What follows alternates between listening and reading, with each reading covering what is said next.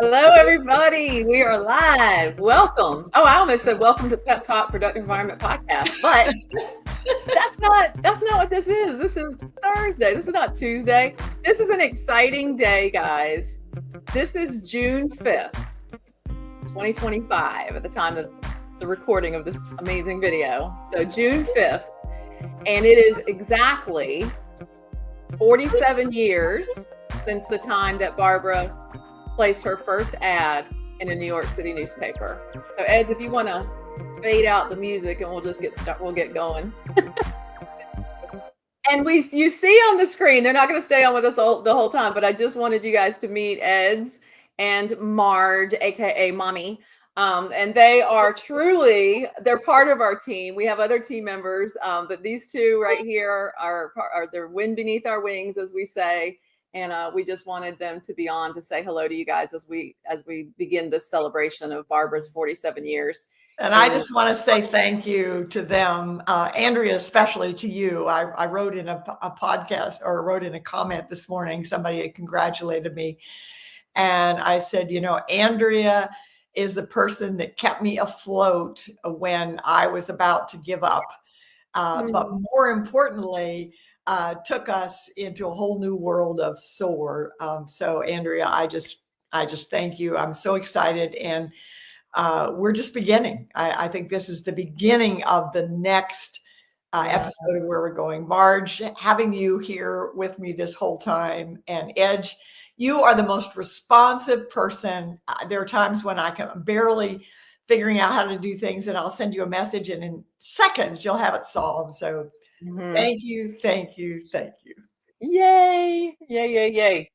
Awesome. All right, Mom and Ed, you guys can relax now. We do have some comments here, so I'm going to just share a couple of comments here as we get started. Oh, Brita, yay! Awesome. She's joining us from Canada, and then of course her sidekick, the wind beneath her wings, Tim. It's a privilege to celebrate with you. Thank you, Tim. Awesome. And then Kavita, congratulations, Barbara. She's one of our new SOAR members. I have to tell you something, Barbara. And then Liz Davidson organizing, congratulations. Thank you, guys. And of course, Kathy. Thank you, guys. I'll be sharing more of those things as they pop up throughout this stream. But we're so excited to be sharing this with you because guess what? It's not all just about Barbara. If you're tuning in and you're like, oh, let me hear about Barbara, it's part about Barbara, but she actually was the beginning of an entire industry. So the things we're going to talk about today it'll be a journey of the organizing and productivity industry that she kind of paved the way for. We didn't, Barbara, you always said you didn't like the word pioneer because it made you feel old. I am from Nebraska. So, and in fact, as I look back through my life, I think about my first husband and I adopted 3 children from India who were orphans and brought them to the state of Nebraska. And it made the front page of the paper because no one had ever done anything like that. So as I look through my life, there have been a lot of things that have been pioneering. And certainly the SOAR board that you just launched is pioneering. So I think that's really what it's about. So you gave me a new idea. Hold on, I forgot. We started with the 4 of us on, so I don't even know. Did we even have this picture up? I don't think we did. So this is our title slide, guys. SOAR into the future. Master the art of organizing information with the paper tiger lady, Barbara Hemphill, 47 years in the making. I told her this morning this is her 47th birthday. So Barbara is only 47. But Barbara, you commented something earlier in our team chat. You said something about me helping you keep the roaring tiger going, or keep the tiger roaring. And I was like, oh my gosh, this is a new thing. Ed's put this in your notes. From roaring to soaring. Oh my God. Because our program, guys, for those of you that don't know, our program is called the SOAR to Success program. And SOAR means systemize and organize with action and reference. So we went from, we're still going from roaring, we're taming that roaring paper tiger now with something called the SOAR board, which we'll get to in a little while, because that's like, it's just amazing. Gina, thank you, Gina. It's just amazing what this journey has been. So Let's start. We've got pictures to share with you. We've got videos to share with you. And there's one I'm super excited to share. I think it's 1992 on Good Morning America, if I'm correct on the which show it is, because I've got lots of things that are going to go. So Barbara and I are just going to talk. First of all, we're going to be just informal talking and sharing Barbara's journey and the organizing industry journey at the same time. A little bit later, I'm just going to stream some of those videos where we may even go off camera, take a break, and just let you guys see. I was watching some of them last night, Barbara, and I hope you guys watch these. I hope you stick around or come back later if you got to go and watch some of these videos, because first of all, you'll realize that if you have paper clutter and disorganization challenges, you'll realize that you absolutely are not alone. Barbara, you are I didn't even realize you were on The View also. I knew you were on Good Morning America, but I saw you on The View, one of the videos. I must have forgotten that. The Today Show, you organized Meredith Vieira's, am I saying her name right? Yeah, dressing room. Her dressing room. Yeah. Bill Leslie, the anchor in Raleigh. We got that video. So anyway, you guys, some really good nuggets to share with you guys. And you know what's funny? When we look at them today, I think in some cases, I don't know that I've watched them because I hate watching myself on camera. It's precious. I was like, oh my God. Well, a lot of the things are the same. A lot of the things that you're saying, you're still saying today. Oh, So well, you know, that we the joke in my principles. household because I'll tell Alfred I'm going to go give a speech and he'll say, "What are you talking about?" And I'll say, "How many years have you been married to me?" Because we've been married 38 years.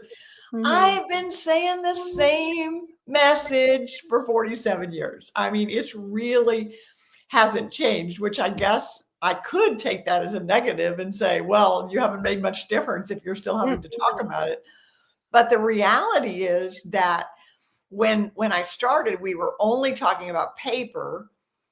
And so a lot of people said, well, we don't have to deal with paper because we're going to go to digital. We went to digital, and we talk about it all the time. With digital, we still have paper, and we now have digital, which is a bigger, faster, hidden mess, which is when people say to me, when are you going to retire? And I say, I'm not retired. I'm refiring, because we are just beginning, because the problem is bigger now than it was when I started. That's exactly right. Not retired, refired up. That's what she is. So awesome. So Barbara, how about we go, before I start sharing the images of you actually in business, how about we go all the way back to the playground? You often talk about being on a playground. Tell us, where does the playground fit into this story? Well, my first husband and I lived in India for almost 5 years. And while we were there, we adopted 3 orphan children under the age of 7. And we moved to New York. He worked for a nonprofit and didn't make enough money to pay for living expenses. So I needed to contribute to the family, but I wanted my children to be first. And so the question was, what can I do to give me flexibility? And I decided the best way to do that was to find a problem in the world that I could solve that people would pay me for. And so I figured the way to do that was to just listen, to go. And that's what I did. I would take the children to the playground and I would just sit and listen to conversations. Well, I grew up on a farm in Nebraska and I used to follow my daddy around. So I was pretty handy about doing small repairs, small plumbing repairs, electrical repairs. And we lived in Morningside Gardens, which was 5 high-rise apartments. And we were actually part of a babysitting co-op that used, boy, this will date me, IBM punch cards was what we used for money. We traded those for money. When you joined the club, you got so many cards, and that's how. And so there were lots of people there. And I thought, okay, I can be a handy girl. But in New York, you had to be part of a union to do that. And I didn't know how to join the union. And so that wasn't it. So then I just listened to people talking and I heard stories about, we haven't filed the income taxes because I can't find the receipts, and sometimes hadn't filed them for years, or we never have anybody over because the dining room table is covered with clutter, or I'm always fighting with my children about the clutter in their room, or I'm always late, or just things around organizing their lives. And I thought about it. I thought, that's really amazing. And I grew up, I'm not a naturally organized person. People often think I am, but I'm not. I was diagnosed with ADHD. I was a music degree. I love to start things. I don't like to finish things. I love the big picture and I hate the details. But I was blessed, and I do mean blessed, to grow up with parents who did things in systems. And we use the acronym in Productive Environment Institute today of a system of saving you space, time, energy, and money. Well, my father was a dairy farmer and he grew crops, mostly corn and soybeans. Well, if you're going to have the cows are going to give milk and you're going to have crops, you have to have systems. And so that's just the way it was. And my mother, who ended up working for the owner of a bank for 47 years as his assistant, she did everything in systems. In fact, one of the things that we teach in our certification training is something called a Swift file, which my mother taught me about because it was how they managed some things in the bank, which was an award-winning bank. It used to get lots of awards.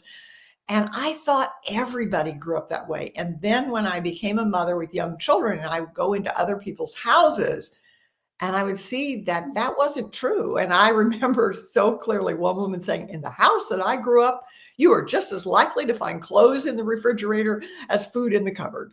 And it's like, really?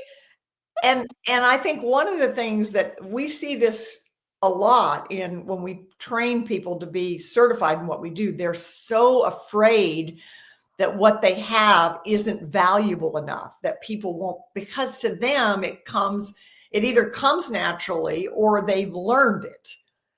And what they don't understand is my daddy used to say, common knowledge is not always so common. And when it comes to clutter, that is so true. In fact, I just had a vendor at my house today, and I don't even know exactly how it came up, but he lives with his mother-in-law that he's lived with for 18 years.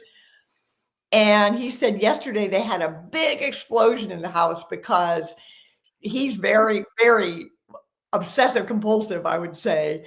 And she just keeps getting more and more disorganized. And he just blew up yesterday and put a whole bunch of stuff in a garbage bag and threw it out. I mean, clutter destroys relationships, impacts relationships, and it's a huge issue. So that's when I ran this $7 ad, which was a big deal because I used to walk 20 blocks because I didn't have the 50 cents to the bus. So $7 out of the grocery money was a big deal. And it said disorganized. I organize closets, files, kitchens, you name it. Call Barbara Hemphill. Mhm. And you can see, I don't know if you guys can see it, but at the very, very top of this newspaper, it says June 5th, 1978. In the very top corner is Barbara's ad. And I So, still have that piece of paper, by the way, and just yeah. to demonstrate how our system works, in 1992, we had a meeting in my home up in the upstairs. We have a theater, and there was a meeting there it was all men. I was the only woman there, discussing how we could move forward with this clutter idea. And I mentioned this ad. And one of the gentlemen at the table said, boy, it would be fun to see that ad. And I said, just a minute. I got up from the table. I walked upstairs to the attic where I have archival files. I opened it up, pulled it out, and brought it down in literally, I don't know, 2 minutes. And everyone they just couldn't believe it. And I said, that's because that's our finding system, not a filing system. Mm, so that you actually were able to prove it right then and there and during the conversation. So you definitely walk the walk. You walk the talk. I'm just going to scroll through these, Barbara. Let's look at the next thing. So 1979. So you place the ad. Anything else you want to add about started kicking off the business there before we get into your first brochure? Yeah, because the first brochure was in Washington. So this is still in New York. So I was only in New York. Although one of my clients in New York, I mean, I don't even know. I have a very limited memory, and I didn't keep good records of things because it wasn't really important to me. I didn't really know what I was doing. But one of my first clients was a vice president of Arthur Andersen. And it was like how I got the job, I do not remember, but I was there for 3 days and converted his big, beautiful, that was all still all paper oriented at that point, and converted all the filing systems there into our finding system. And it was amazing. Well, he happened to be the vice president of administration.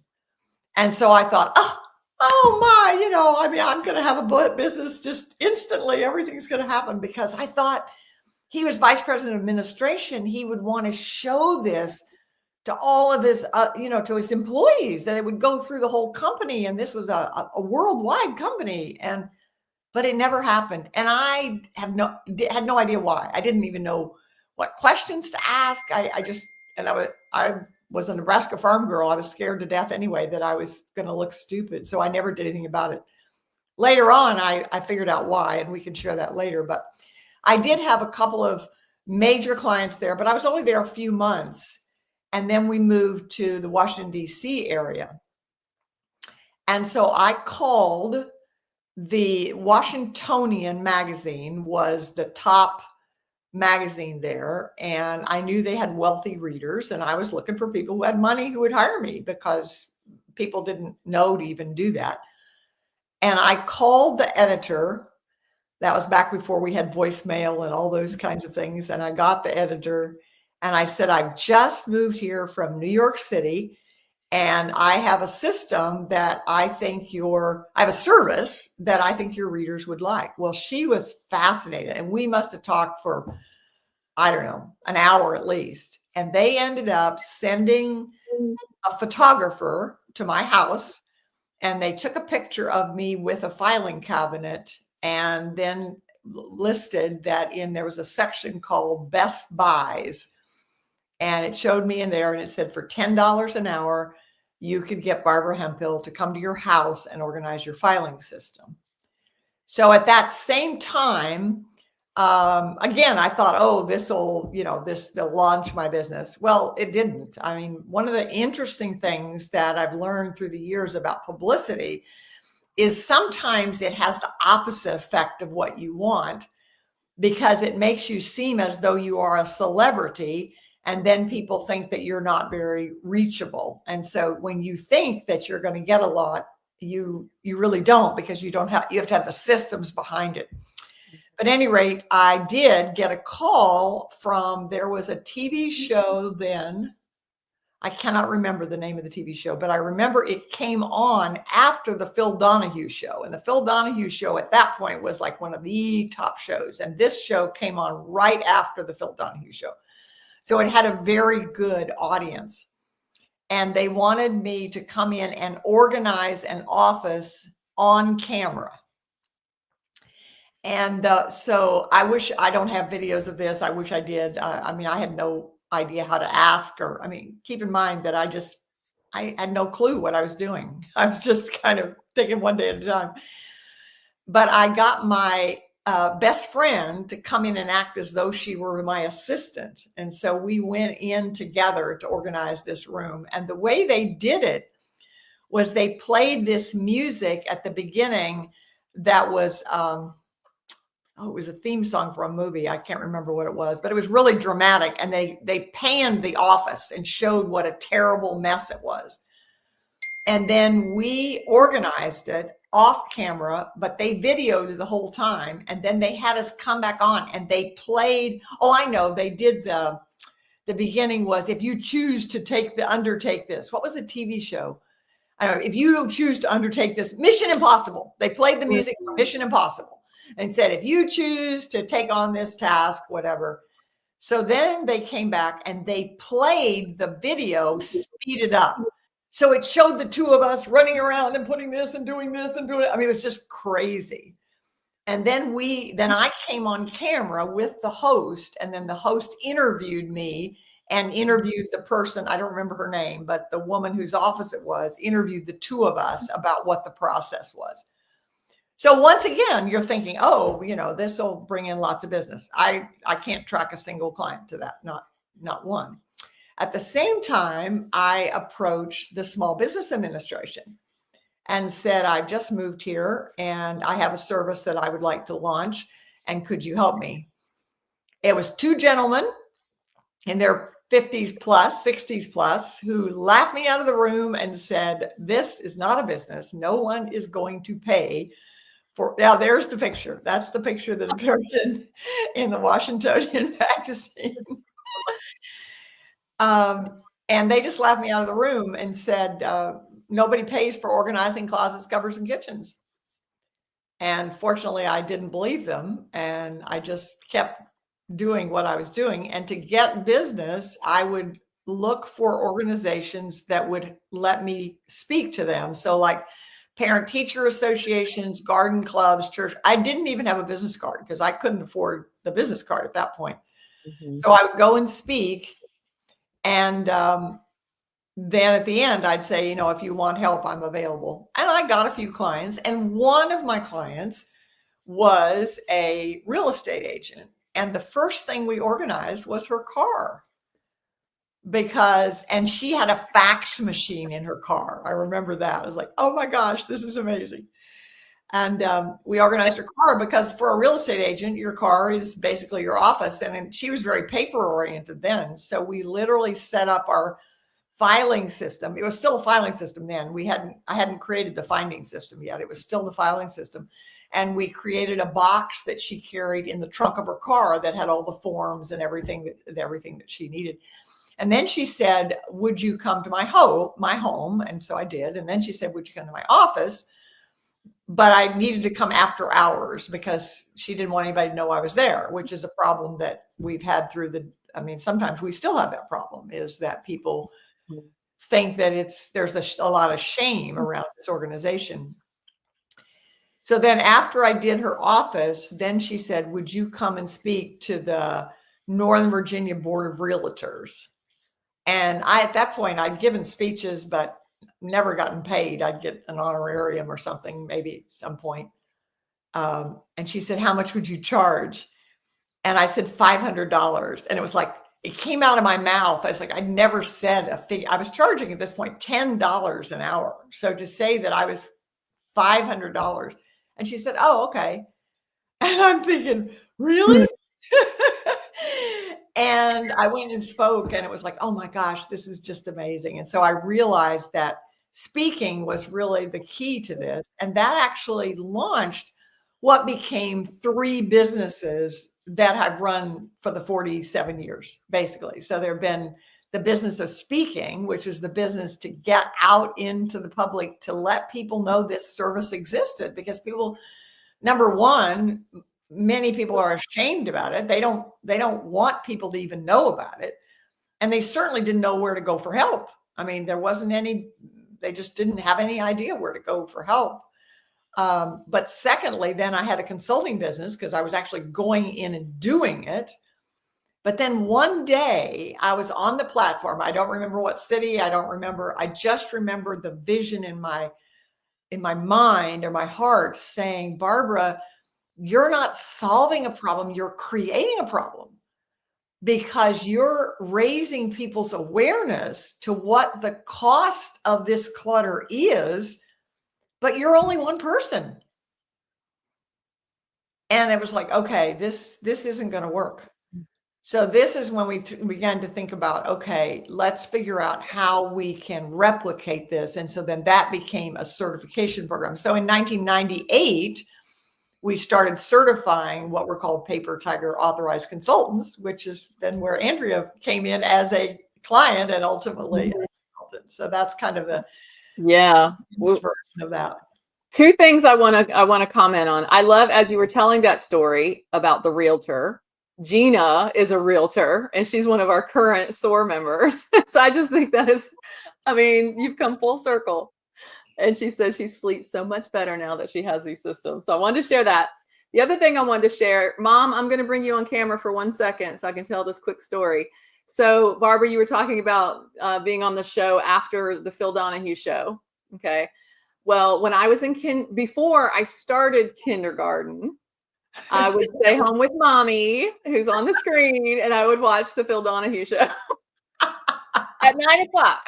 We lived in Ohio, and it came on at 9 a.m., and I was still at home. So I hadn't even started kindergarten Well, yet. that's exactly because the Phil Donahue show where in Washington was on at 10 o'clock, and the show that I was on 11 o'clock. I remember that Oh, very, very, very so clearly. fun. That's so fun. All right. Thanks, Mom. I had to have you on here for that one.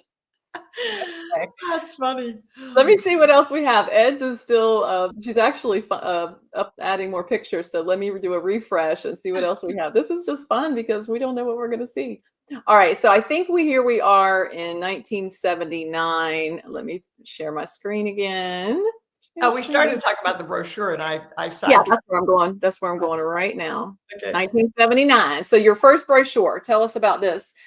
Look at the little box. One of my clients was Jean Wiener Bell, who she's passed away now quite a long time ago, but she was so helpful to me, encouraging to me, because she believed that she was an entrepreneur, and she saw what the potential was for it, and she was just so encouraging. And she encouraged me to name the company after my own name, because she said, when you market, then you only have one thing to market. When you say your name, you're marketing your company. And I thought that was very good advice. And you can't see it on the brochure very well, but down in the bottom, that is my business card. And it's actually a fold over business card. And that's was my first logo. And and she helped me design that. And it was the words organizing consultant all scrambled. And then in each square, they got more organized. And I just thought it was such a clever thing. I mean, it was really a good thing. It was a beautiful brochure. And I was so blessed because she was so professional, and she charged other people many, many thousands of dollars and gave mine for free. And one of the things that happened is, while I was working with her, was when my first marriage ended. And I was just devastated, absolutely devastated. Nobody in my family had ever been divorced. We had adopted these 3 children, and I felt so terrible.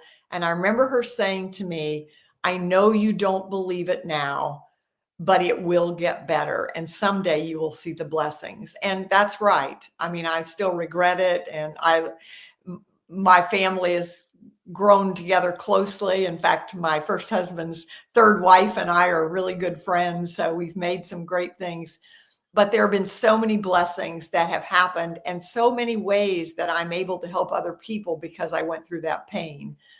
The thing that I want everyone that comes into connection with us to understand is how disorganization is an emotional and spiritual block. That's the thing that has to be addressed. Otherwise, you're just putting on Band-Aids where there needs to be surgery. But at the same token, the other thing is that people think that this is such a huge task, but it isn't, because one of our key premises is today's mail is tomorrow's pile. And that means that you stop the problem. You don't try to fix it by going back and dealing with all the old stuff. Instead, you figure out how to stop it. And you can stop it easily in 2 ways. One, by saying, if you have a vision. I was on a phone today with a woman who just said, she's in her 60s. She's been an employee for many years, loves her job, but she just said, I know there's more for me. I don't want to just quit working. I want to leave something of value. And there are so many people like that. And so not doing that, the block is if you don't do that, you have to figure out what that vision is. And if you know what that vision is, then it's easy to determine what's clutter, because you can know what that is, whether it's physical or digital or a thought in your head. Is if it's preventing you from reaching that vision, then you're hurting yourself. And more importantly, you're hurting everybody around you who would be blessed if you help them. The other thing is, if you don't know what your vision is, and just this week, a woman said to me, I I don't really have a vision. But she does have lots of clutter. And when anybody doesn't have a vision, but they have lots of clutter, the place to start, the place that's not even negotiable, I don't believe that you can reach the ultimate vision you were intended to create when you are surrounded by clutter. Does that mean you need to be a neat freak? Absolutely not. Does it mean handle a piece of paper only once? No. Does it mean a place for everything and everything in its place? No. It just means that you have systems so that you know what you want to keep, you know where it belongs. And when it gets out of place, it's not a problem because you can recover.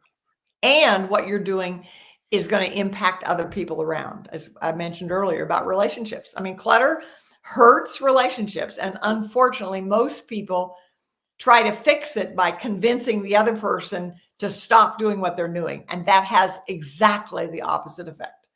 I cannot tell you how many books I have not sold because people would come up, I'd be speaking at an event and I'd have my books there for sale, and somebody would come and pick up the book and say, I'm buying this for my husband, or I'm buying this for my wife. And I won't sell it. I said, I'm not going to sell it to you, because not only will it not solve the problem, it will make the problem worse, because the more you try to force it on somebody else, the worse it's going to get. Amen. I want to share something before we go to the next slide. Gina, who was the realtor, and she said, and future consultant, and then Ed's added, go Gina. I want to just share briefly that there is, for any of you that are watching this, if this is resonating with you as like, oh my God, I would like to help people do this.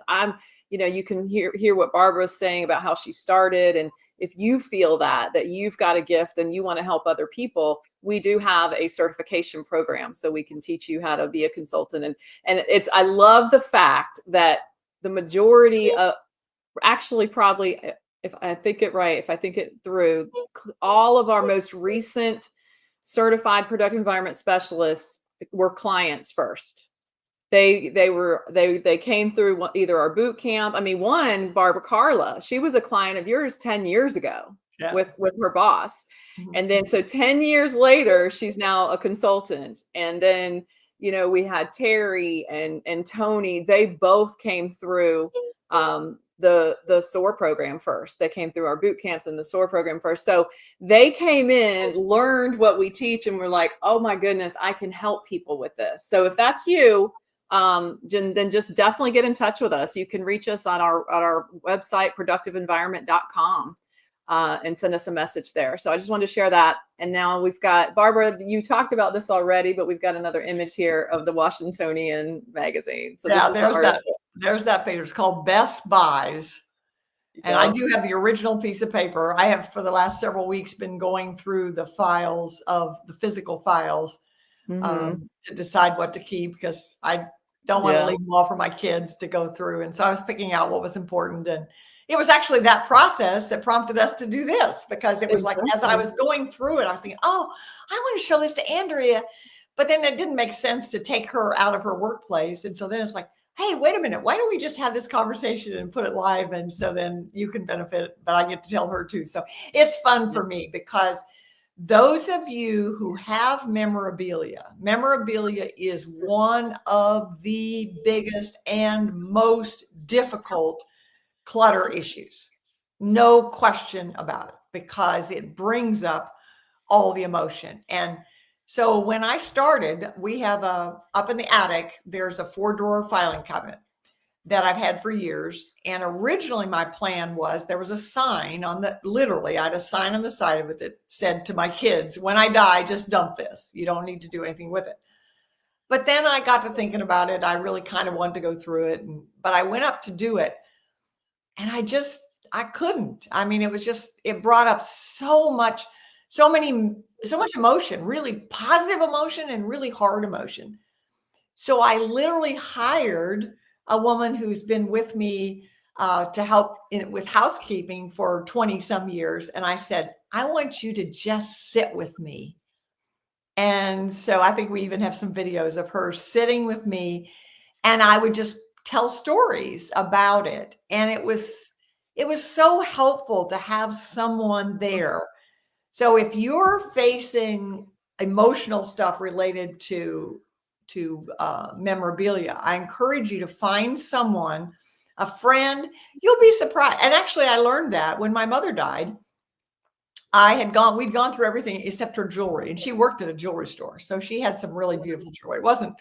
It was costume jewelry, but it was really good, beautiful costume jewelry. And of course, held lots of memories for me.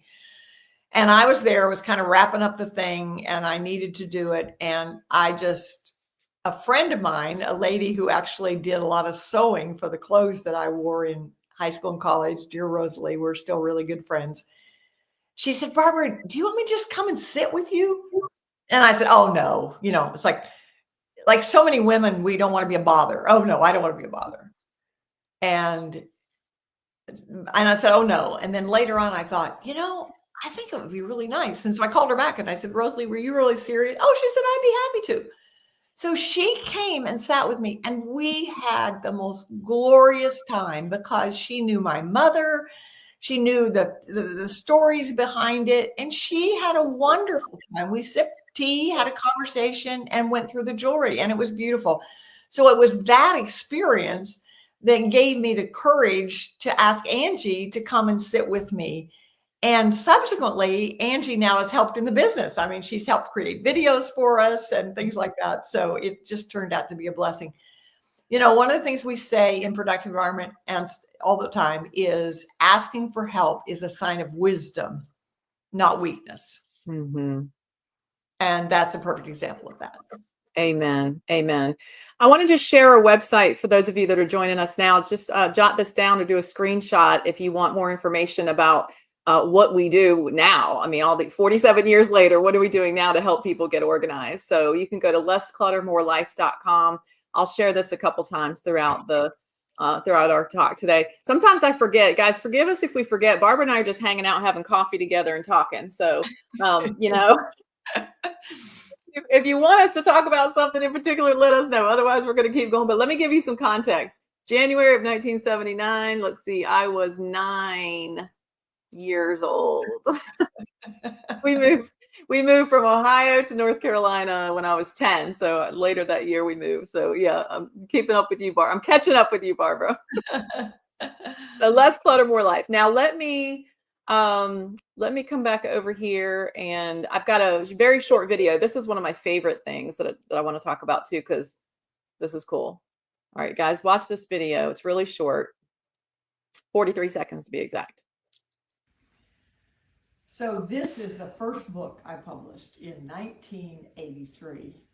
And it came about because I created it for myself. It was just a loose leaf notebook, and I had categories in it, and I would take it to the grocery store when I was shopping, and people would see it and say, oh, where did you get that?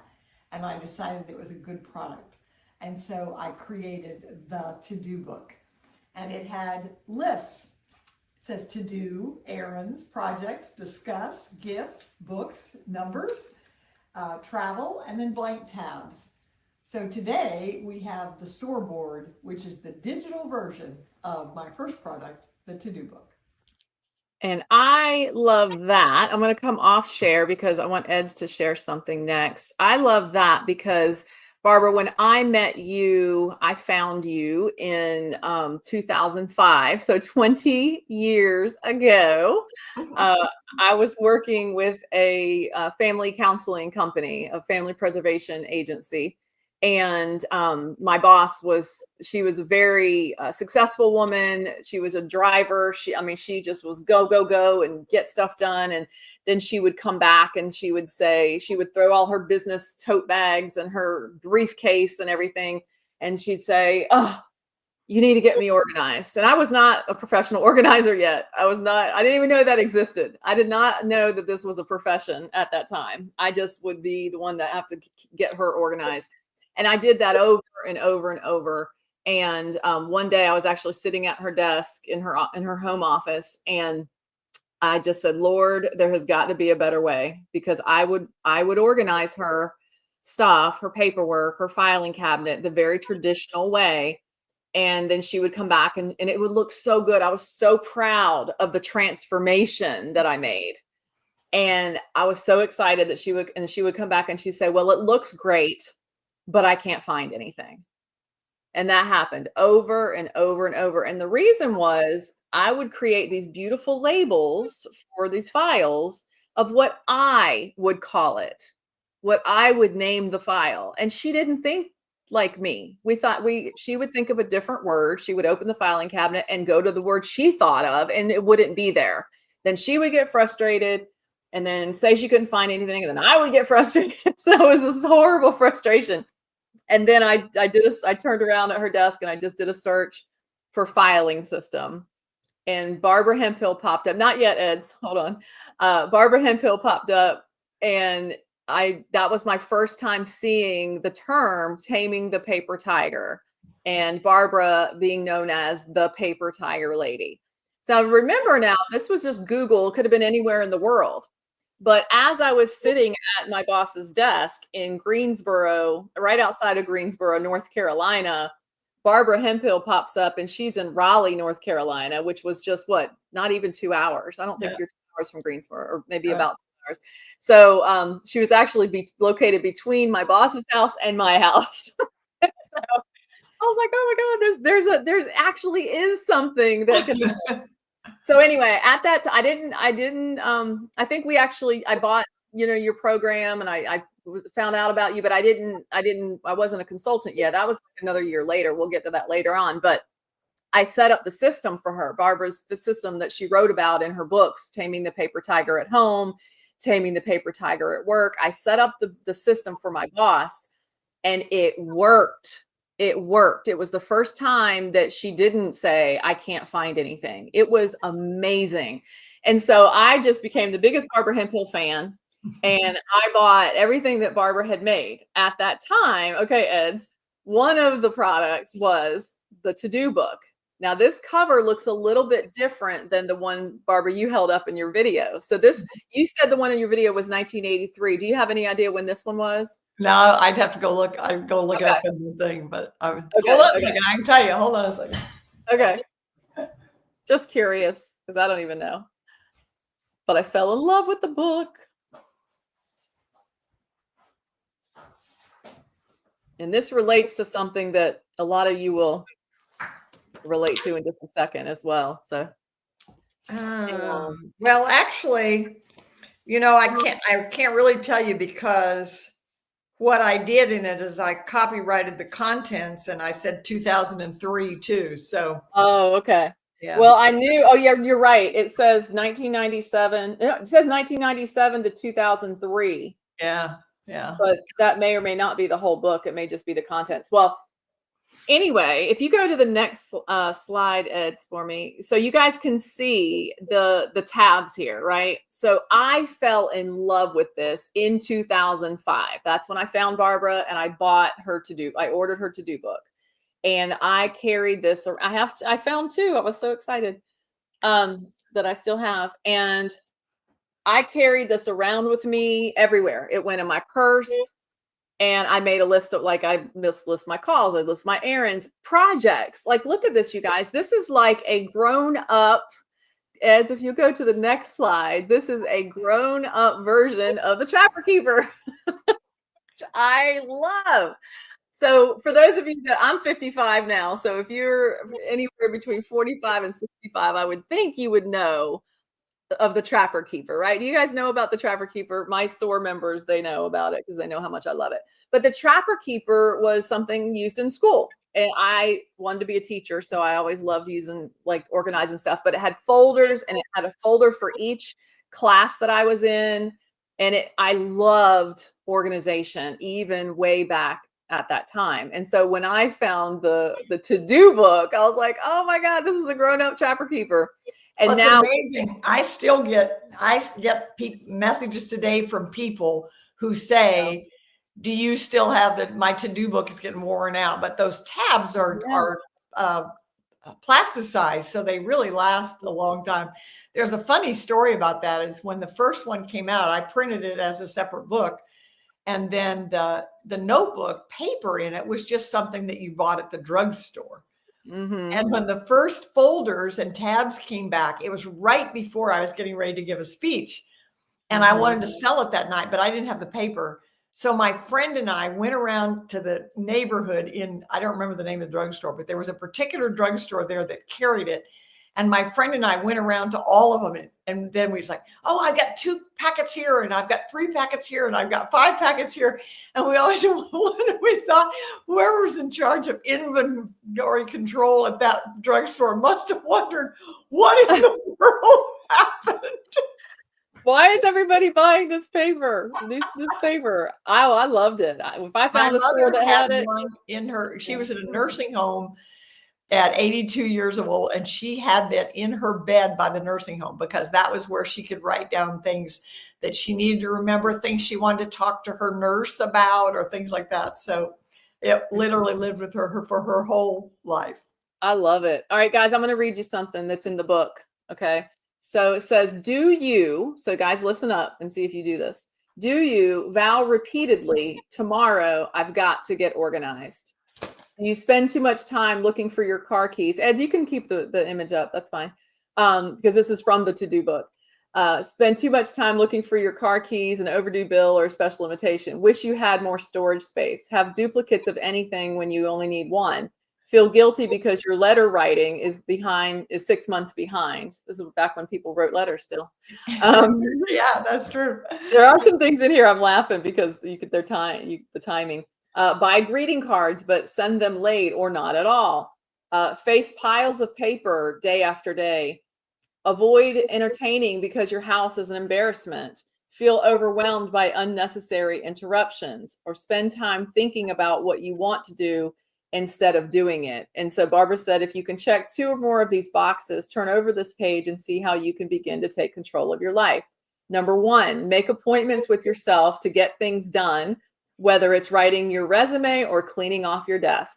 That's still relevant today, is it not? Number 2, if you haven't used it in 2 years, consider getting rid of it.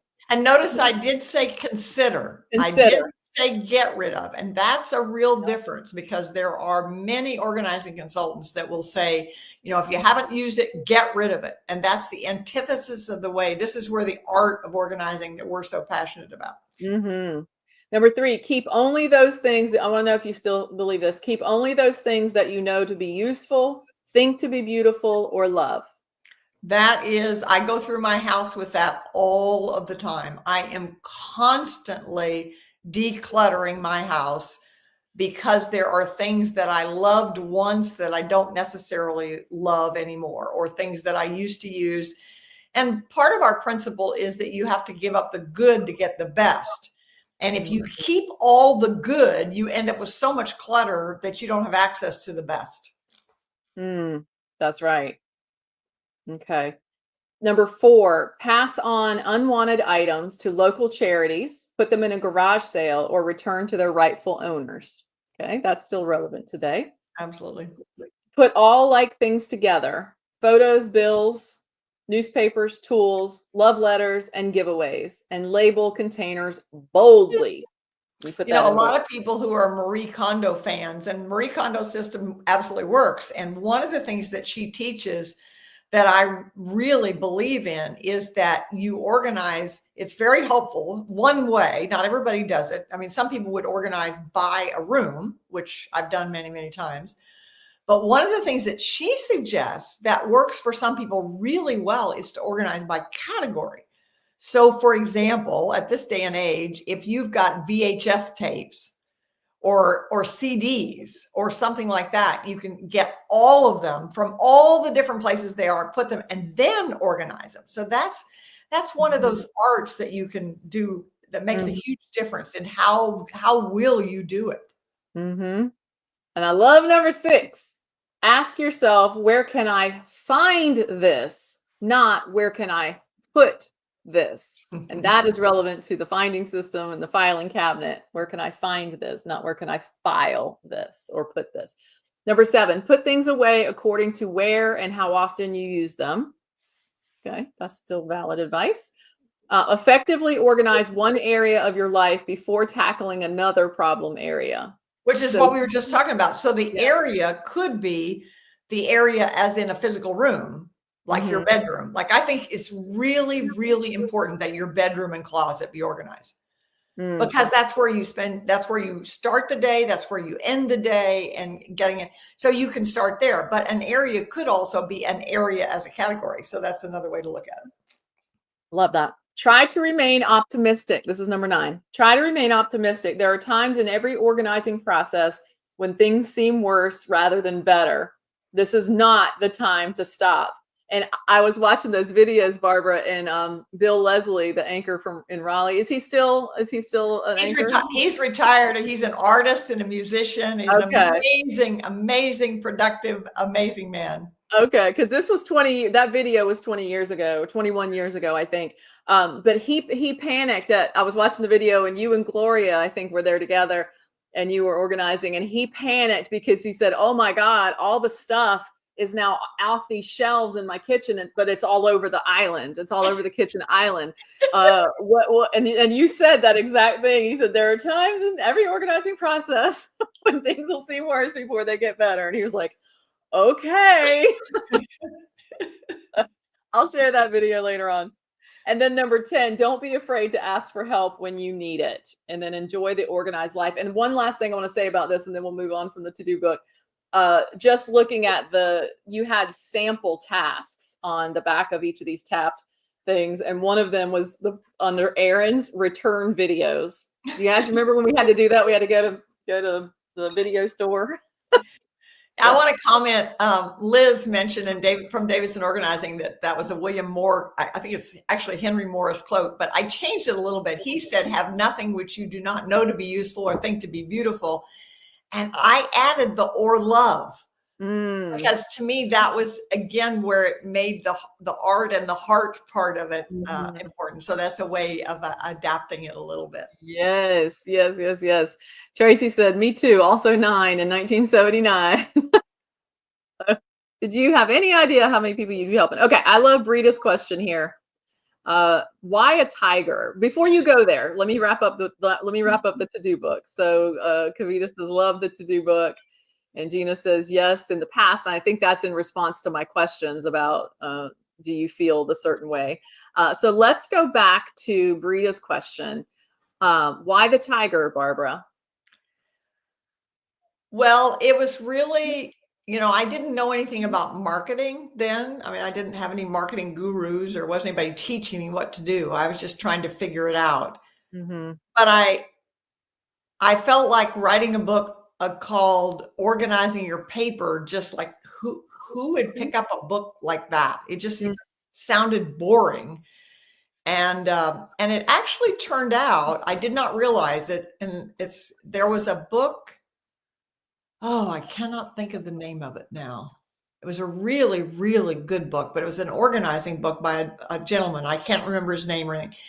I didn't realize it until after I'd published my book that he had used that phrase, taming the paper tiger, taming the tiger. I think he used it in his book. And then he wrote, Don Aslett, that's his name. Don Aslett was his name. He was an author of a very humorous book on organizing. It was really, really a fine, fine book. And so I was nervous because I thought, oh, he was going to be angry that I had used it, but he wasn't. He was. And so it just made it more interesting. I was just trying to make the topic interesting, and the taming the tiger sounded like it was something that would flow. And so, and the definition of a paper tiger has something to do with something that seems ferocious and seems dangerous, but isn't. It's a paper tiger, right? So we can say that about paper. We feel like all the clutter is ferocious, it is dangerous, it is attacking us. But once we actually have a system and start working through it, it's not as bad as it seems. It's actually, I hadn't thought about this for years, but that historically in Chinese, there was a war term that was used, saying that a country, Japan, China, I don't know, is somewhere in the middle in Asian countries, was a paper tiger that seemed ferocious, but really wasn't. So it was a perfect. Exactly. And I'm so grateful I did it because it's been so much fun. Yeah. And it's really important that clearing the clutter, that you have to enter a state of fun and enjoyment with it, because it's Yeah. going to be hard. I mean, if it were easy, we wouldn't have so many people struggling with it, but it can be made easier if you ask for help, and if you figure out what you will do as opposed to what you should do, and if you Mhm. get systems. I mean, one of the things that we've learned through our Sort of Success program is that what people need to clear clutter is, first of all, a system. You cannot clear clutter randomly. All you do is shuffle. So you have to have a system, and we've done systems for thousands of people and they work. Secondly, you need accountability. And who says I'm going to go organize the closet today, or I'm going to organize the files today, I'm going to organize my email today? I mean, no. So if you're have someone that you are working with, accountability. And the third thing that I believe is the tipping point, Malcolm Gladwell, one of my favorite books of all time, is that the tipping point is community. It's so much easier to do it with other people because everybody thinks they're alone. They're the only ones struggling with this. And when we're in community working together, things just get lighter. My mother used to say many things, many hands make light work. And Yeah. that's absolutely true. That's it, working together as a team. So I want to just wrap up this part real quick with the to-do book. So Barbara, you created the first one in 1983, and then I'm in junior high in around 83, I think, elementary school, junior high, transitioning to high school, and I have my Trapper Keeper, which I love. And now, 47 years after you started your business, we have what we call the SOAR board. And SOAR, just as I mentioned earlier, is systemize and organize with action and reference. And it really, when we think about it, it literally is the current version, the modern version of the to-do book, the modern version of the Trapper Keeper. Now it's virtual, so it's on your phone as well. So that's really, really exciting. Okay, Eds, you can. Oh, I can do it. I actually have control of that. Oh, I can do it. Okay, so so that's fun. So let's jump back up. Guys, keep your comments and your questions coming. We'll put them on the screen. And let's see, Tracy said, good to listen to music while decluttering and take breaks with rewards. Absolutely. Absolutely. And depending, oh, go ahead. Again, this is where the art comes in. So it's really important what kind of music, and you may have to be intentional. You know, we use the term with productive environment. It's an intentional setting. For me, I'm very picky about what kind of music I listen to, because, and sometimes I have to have no music at all. So it's like, Yeah. you need to pay attention. For me, it cannot be music with words. And it even can't be music that has words that I recognize, because if I hear the music and I recognize the words, then it distracts me. So it needs to be music. So one of the things I use a lot is what in spiritual terms is called soaking music, which is music that you use for praying. But I also use it for working because it calms me. Yes, I And love that. taking breaks with rewards, I'm terrible at that. Tracy, you're so right. And I'm terrible at it. I have been trying so hard to improve that by actually setting a timer so that I remind myself to get up from my workplace and go celebrate in some way or another. And I gave a Well, speech recently where I said everybody had to, I challenged them to celebrate their smallest success. And we always are. Dan Sullivan, I was in his strategic coach program for 8 years, and he always said, entrepreneurs especially live in the gap, where it's like, oh, I didn't do that, I didn't do that, I didn't do that. But all the brain training says that if we want to retrain our brain, when we make the smallest success, we need to celebrate that. So we try to encourage each other to do that. that's right. That's right. I was going to say, Barbara, when you said you need to have a reminder to get up and move away from your desk, all you need are 2 dogs, because then you have no choice. You have to get up. That's true. In fact, I have said that A dog at least. if I become a widow, I will have to get a dog, because otherwise I would be a workaholic. I mean, Yeah. I just know Yeah. I'll have to have something, because otherwise I would be. Yeah, exactly. I have to just bring Brita's back up here when she was talking about why the tiger, and then she said better than a baboon. So, Yes, yep, exactly. I think tiger works. Okay. All right, so let's go back to some of these images here. Present and share screen. Bear with me, guys. And now we are up to 1989. Destinations Magazine winning the paper war. Anything to comment on that one? Yeah, I just want to, this is just an example of part of the joy of being an entrepreneur are the things, the experiences you have and the things you learn. So this publication called me to ask if I could be in an article, and they wanted to interview me. And I said, sure, absolutely. I'm always up for interviews. And they said, we want you to come out to our office and we're going to take a picture. So I'm assuming, I put on my, whatever I had to look, my power suit sort of thing. And I went out there thinking that I'd be there for, maybe an hour or something. 8 hours later, I was done because they had brought a film crew there and there were all kinds of things. The picture, I mean, it was unbelievable. It turned out to be like a 4 or 5 page story, and there were different pictures and all kinds of things.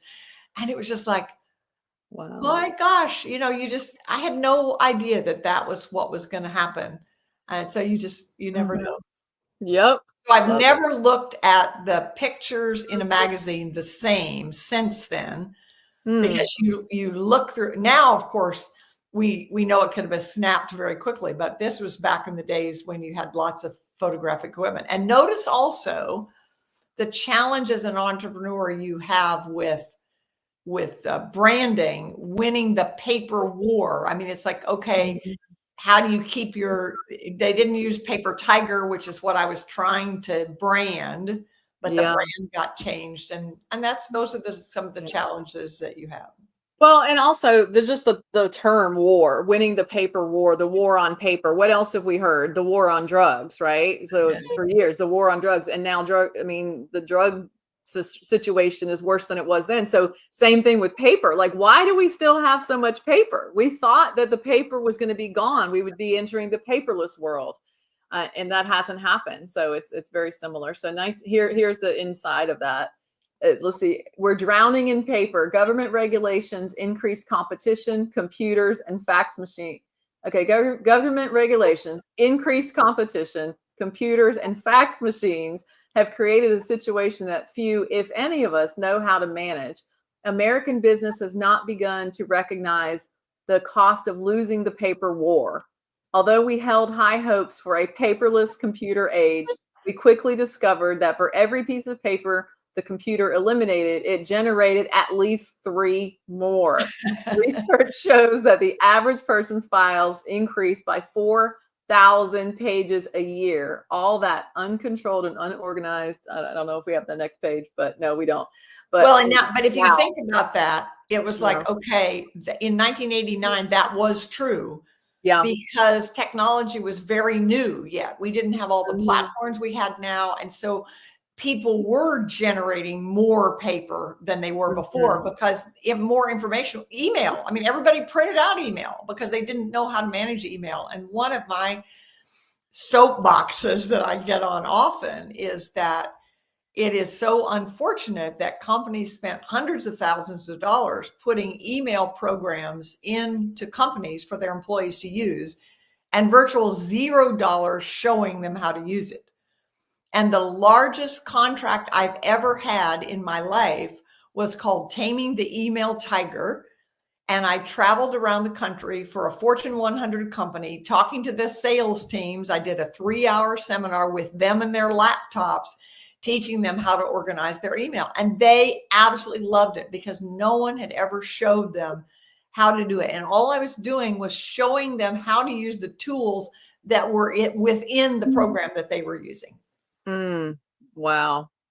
Before I go to the next slide, I want to ask you guys a question. I want to poll the audience. We have a lot of clients, a lot of people that have ADD, ADHD, and I'm just curious about that ticker at the bottom where we have less clutter, more life scrolling across. Does that bother anybody? If yes, put that in the chat. I'm just curious because I was on a webinar once or a live stream once and it was going a lot faster and it really was distracting to me. I'm just curious if it's distracting to any of you because I'm about to stop it, but I'm just curious before I do, if it is, just out of curiosity. Well, it's joke me, because I've said that we live in an ADHD world. And when I first recognized it was when I watched CNN with the scroll going along the bottom. It's like, it forces you to jump from one place to another. And Uh-huh. or if you go into a restaurant, I mean, I went into one the other day, there were 18 TV sets. Oh, 18. It's like, yeah. if you don't have ADHD, that will make you have it. It'll give it to you. That's right. That's right. All right, Brita and anybody else that's feeling that. Gina said no. I'm going to turn that off. So, Ed, if you'll help me, I think I can just actually let me edit that, and I think I could just take off the scroll, and then it's there. There we go. We'll just bring that up from time to time. Okay, excellent. So let's go back. So you guys are still seeing my screen. This is fun. I used to read the Reader's Digest. This is 1988. So where is Andrea in 1988? Andrea is graduating. Oh, it says 1989, but it says May 1988. But close. I am graduating high school in 1988. And Barbara, where are you? You are organizing. You are taming the paper tiger. Yeah, that was the book had come out. So the first book, so this was the first book, Taming the Paper Tiger, came out in 1988. Okay. So these two things go together as a story very well, because this book came out, was published by a major publisher, one of the top publishers. They've been around since the 1800s. I was so excited to be with them. In fact, the story about how it happened is really amazing, because as I worked with clients, I found out very quickly that paper was the number one organizing challenge. We could do the closets and the cupboards and the garages, but the paper was the toughest. And what always came up were the questions: how long do you keep? And in those days, it was particularly bank statements, because we used to get our canceled checks wrapped up in bank statements in big, thick envelopes, number 10 envelopes, and people would put them in boxes. And when I would go into organized houses, you would find them under beds, in the closets, in the garages, all kinds of places. And people would say, and they'd have them literally for decades. And they'd say, how long do you keep those? And I had no clue. And they would ask me other things too. How long do you keep insurance records and canceled receipts and tax records and health records? And I had no idea. And I figured, well, there must be a book on it. So I went to the library and could not find a book on that question. And so I thought, well, that's pretty amazing, because it doesn't matter if you earn $18,000 a year or $800,000 a year. You still need to know the answers to those questions. And so I said, I'm just going to write it. So I just started collecting that information, doing research on different things, and wrote the book. And I didn't have any idea what I was going to do with it exactly, but I had a client who was in the publishing business. I didn't know enough to ask her to help me publish it. It never occurred to me to do that.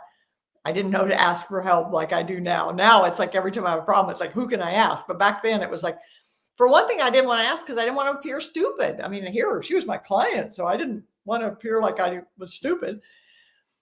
But I said to her, I have a question. I said, I've written this book, and I don't know. And I knew she worked in publishing, and I don't know what to do with it. And she said, what's it about? And so I told her, and she said, I think my publisher would be interested. And I flew to New York. I think they paid my way, I'm sure, because I didn't have the way. And I remember going to New York, going up this escalator, on Madison Avenue up to the second floor. And I came out with a contract, a paid contract to write this book. It was like, this is just a miracle. So the book got published, and then Reader's Digest excerpted it worldwide. So it was in Organizing the Paper in Your Life, was excerpt in Reader's Digest worldwide. And 10 years later, I talked to a woman in Paris, France, who had read the article and tried to find the book, but it was nowhere to be found. And the reason it was nowhere to be found was that the publishing company declared bankruptcy that year.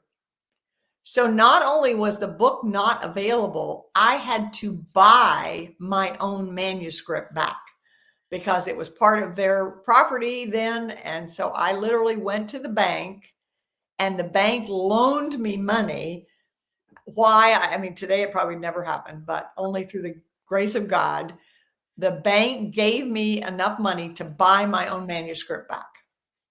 I didn't have any books. I just had the manuscript. So then it's like, okay, what am I going to do? And so what happened, and I think we have a picture of it somewhere, is that there was an office catalog called Viking Office Supply. And Mr. Irwin Helford's picture was on the front. And it said something about if you ordered so many products, you would get a clock or something. I don't remember the details of it. So I called him. He was in California, San Francisco, I think. Again, it was before the days of voicemail and screening and all that kind of stuff. And I called at what would have been like 7:00 a.m. California time. And I got him on the phone. And I said that I'm a customer of yours and I've seen your catalog and I've written this book that talks about the products that you sell. And my experience is that a lot of my clients don't know how to use the products you sell and they need them. So why wouldn't you buy my book and use that as the promotion instead of the clock or whatever it was that he was giving away? And so as I was going through my memorabilia, I found the stub from the check that I received for them to buy 27,000 copies of Taming the Paper Tiger. I didn't have the book then. It had to be published. There were no self-publishers back then. I went to the bank with the purchase order, used that purchase order to get enough money to print the book. Mm-hmm. I went to a printing company in Baltimore, Maryland, and asked them to print the book. I don't know how I got the ISBN. I don't even remember how that happened. I just know I just had to put it all together, myself. And I ordered enough books for 35,000 copies so that I would have some left over to sell. And then I quickly learned that I didn't want to be and I had a distributor. So I'd hired a distributor to help me distribute them, but I realized I didn't want to be in that business. And so then I looked for other publishers, and that'll take us on down the road for a little bit. But awesome. Let me share. An example of that is like, think about if that article in Reader Digest had stayed there, and if that book had been available, what an impact it would have had on the book. And so you just never know what's going to happen, but you just keep going. So that's right. And you do keep going. You keep on going.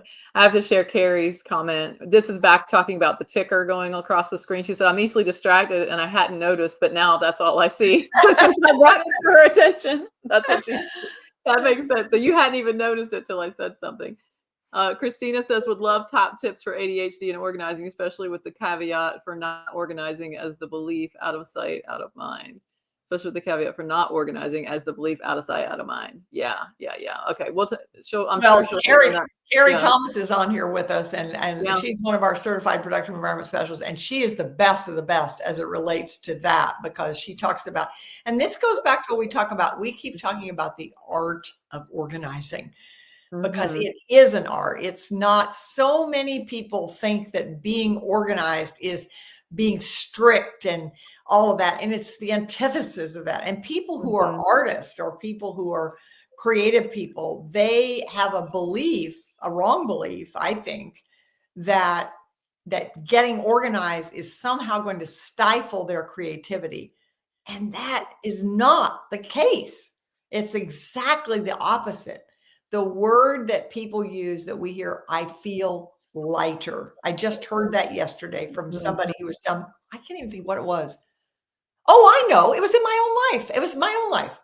So we, for a while, had a mouse or a couple of mice in our house. And I called the inspection company, and they came and put these little rodent things around the house. And they were on 3 floors, and they've been in all the different places and stuff. But I haven't seen one for, I don't know, years or something. But they were still there, and they filled up. And I called them, and I said, can you, since I don't have a mouse, and oh yeah, we'll come and get them. I hadn't even thought about it. But once they were gone, it was like they were in the corner of the garage, in the corner of the laundry room. It's like, oh, this just feels better, because it wasn't intentional. They weren't there intentionally. So part of what I encourage you to do is look at your physical environment, your digital environment intentionally. because a lot of times you've looked at it so long that you don't realize the impact it's having. When we do productivity parties in companies, which we do often, that's what the employees say. It's like, that's the word that comes up. Oh, this feels so much lighter. That's the word that the word lighter keeps coming up over and over. Yeah. I have a quick question. Did you not have any mice anymore because those things were working, perhaps? Well, I guess we'll find that. Well, I think not, because, and I asked when he removed them, I asked him that. He said he didn't think so because now we're doing treatment on the outside of the house. So Okay. treatment on the outside will prevent them from going inside. inside. Okay. All right. Just want to make sure. Okay. Couple more images over here. Then we're going to get to the videos in a few minutes, I think. Hold on. Share screen. Let me get you guys back. Share. Okay. Give me an hour and I'll give you 150. You know, I just saw that as I was going through I'd completely forgotten about that brochure. I really like it a lot. But there was a study I just saw in the Wall Street Journal this week, a study that showed they had done research on the companies that had gone to 4-day work weeks and discovered that, in fact, productivity has not gone down. And one of the things that we've said at Productive Environment Institute for a long time, and I believe it, that if people will go through the program we have and do it the way it's instructed to do, you will, with the caveat that it's an art. We're not telling you what to do. We're saying you pick how you're going to do it, because it's the result. We're going after the vision. So what is your vision? And then you use our framework to get there, that you could do in 4 days what it used to take you 5. We have clients that would testify to that. Yep, absolutely. Tim says, great stories and encouraging advice. Awesome. Thank you, Tim. I also want to mention back about the ADHD. We have a couple other consultants that specialize in that as well, and working with clients with ADHD, Liz Fackelman and Karen Lynch, and there may be others. So forgive me if I'm not remembering, but yeah, that a lot of our clients do. And Barbara, you created these systems because you yourself have ADD, right? Yeah, I have to, I mean, they were created for me. I mean, people think that I'm naturally organized, and that is not anywhere near the case. I have created these systems for survival, literally. And the older I get, the more valuable they are, because I'm not able to remember as many things as I used to. And that's one of the things that when people are talking about working with us, the question they always want to know is, how long is this going to take and how much is it going to cost? And the answer is, I don't really know, because number one, I don't know how quickly you make decisions. And that's a big factor. Clutter is postponed decisions. And I have had clients that we used to have what we called the 8-hour miracle. And it was an on-site, I've done hundreds of these. It was an on-site thing. I would sit in somebody's office for 8 hours. And sometimes it took more than 8 hours, but there were other times when it took less than 8 hours. And I always joke that you should actually pay me more, because you paid me to come here and take up your time for 8 hours. We got done in 6 hours. So I just gave you back 2 hours that you wouldn't have had before. And a lot of how long it takes depended upon how quickly you make decisions. And when people have trouble making decisions, it is inevitably related to the emotions. So a lot of what all of our consultants do, even though many of our consultants are counselors, have been teachers, there have been people who've been in industries where helping people is a lot, is a part of it. But I remember very early on, back in Virginia, when I was in Washington, D.C., there was a woman, she was the wife of a very wealthy client. And back then I charged $35 for the first hour and $10 for each additional hour. And she used to hire me at least, once a week, but then they'd travel for a while. And her husband was complaining about how expensive it was. And she looked at him and she said, Nathan, the alternative is a psychiatrist. Amen. That was the end of that discussion. So Nathan didn't have anything else to say about that. Good. All right. Let's see. Let's Can you go in here? Okay, so let's talk about Clarence. Is it Oh, time to talk about Clarence? yes, of course.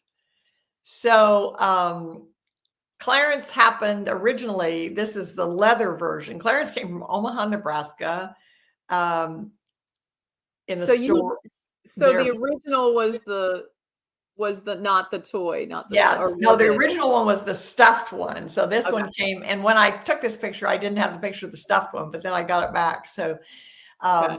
Clarence was just this tiger, and my husband and I were in. Here we go. We'd gone out. Yeah, there it is, right there. Yeah, we had gone. That picture was just taken this morning, literally, because there's a long story with this. So this stuffed tiger, we had gone out to dinner with our granddaughter, and there was a toy store next to the restaurant. I think she was about 4 years old, next to the restaurant, and this tiger was in it. And Myers fell in love with it, and Papa says, "Okay, we've got to buy it." So we bought the tiger, and Alfred named him Clarence. I don't know why, he just did. And Clarence has traveled with me at least 2 times. He's traveled in a suitcase to California. He's done with me the trade shows. He did all kinds of things. And then a few years ago, maybe 3 or 4, I was working with a feng shui consultant. And one of the things we identified was that my house was just full of tiger kinds of things, and concluded that it was time for me to let go of some of it, just to move on. It wasn't a bad thing, but it was like, okay, we don't want to be stuck there. And so Angie, who's helped me take care of my house for all these years, has a granddaughter, Sophie. And so Sophie took Clarence. And so yesterday, Angie was here, and I mentioned that I wish I thought I had a picture of Clarence, and I couldn't find it. And so she brought Clarence back this morning. So we just took that picture this morning of Clarence. And my mother-in-law, my husband's mother, she used to say she wanted everything to have a happy home.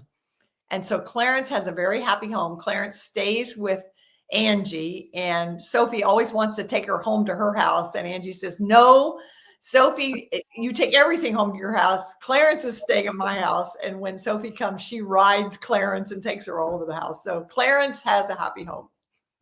Oh, I love it. I love it. And of course, because I was a huge Barbara Hemphill fan, I found a replica, the exact same thing, at a toy store in downtown Wilmington, North Carolina, in either 2005 or 2006. I bought one, and I had one too. So mine is long gone.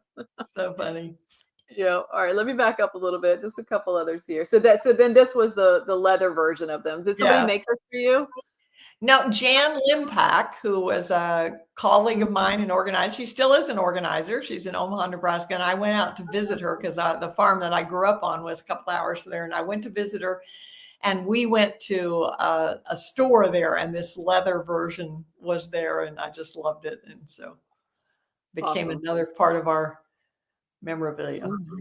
Yes. And then here's a New York Times ad. Doesn't look like we have a date on it. There's no date in the ad. Anything you want to add about that? Yeah, I Or do. I took that picture because, I mean, I kept that one as I was going through the memorabilia. I found that one because it was in the New York Times, and it was what should I do with all my possessions? And it was run by a retirement living community, and they offered a seminar for prospects, and the prospects were either people who might live there, or often they were children of people who wanted their parents to move into that community. But the thing that was preventing them was moving was all of their stuff. And so that's why they hired me to do that. And it was a huge opportunity. It was a very classy place, and it was great fun. And I remember some funny things that happened. One was I said to talk to your children about what things that you have that they might want. And at the end, one of the men said to me, "The only thing my son wants is my wallet."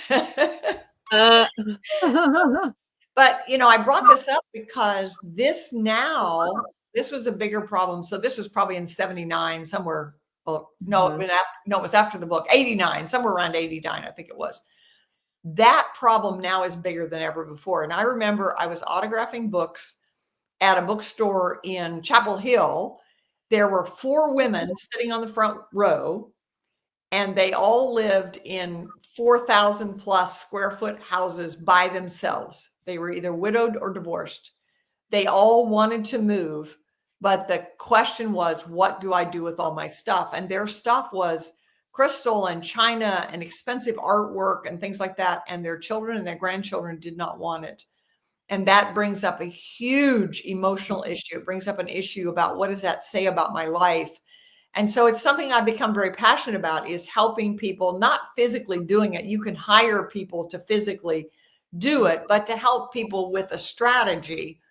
And one of the strategies, I just had a conversation with somebody this week who's his parents are trying to downsize. And he said, what advice would you give? So they're in a big house. They're going to move to a retirement community. And I said, my best advice is to start with what you have to have in the new place. And I learned that from my own very crazy mistake when we moved here built this house 27 years ago, I think it was. And my husband said, okay, this is our dream house. What do you want? Whatever do you want in it? So we put everything in it. It was 10,000 square feet. It's like ridiculous. I mean, I never thought about it at the time. I didn't think about it. Well, now I realize I did it exactly backwards. I should have said, okay, what is it that we have to have in the house? Like, we have to have a place to work out. I mean, it may not be a whole room, but there needs to be a portion of a room where there's some space in it to work out.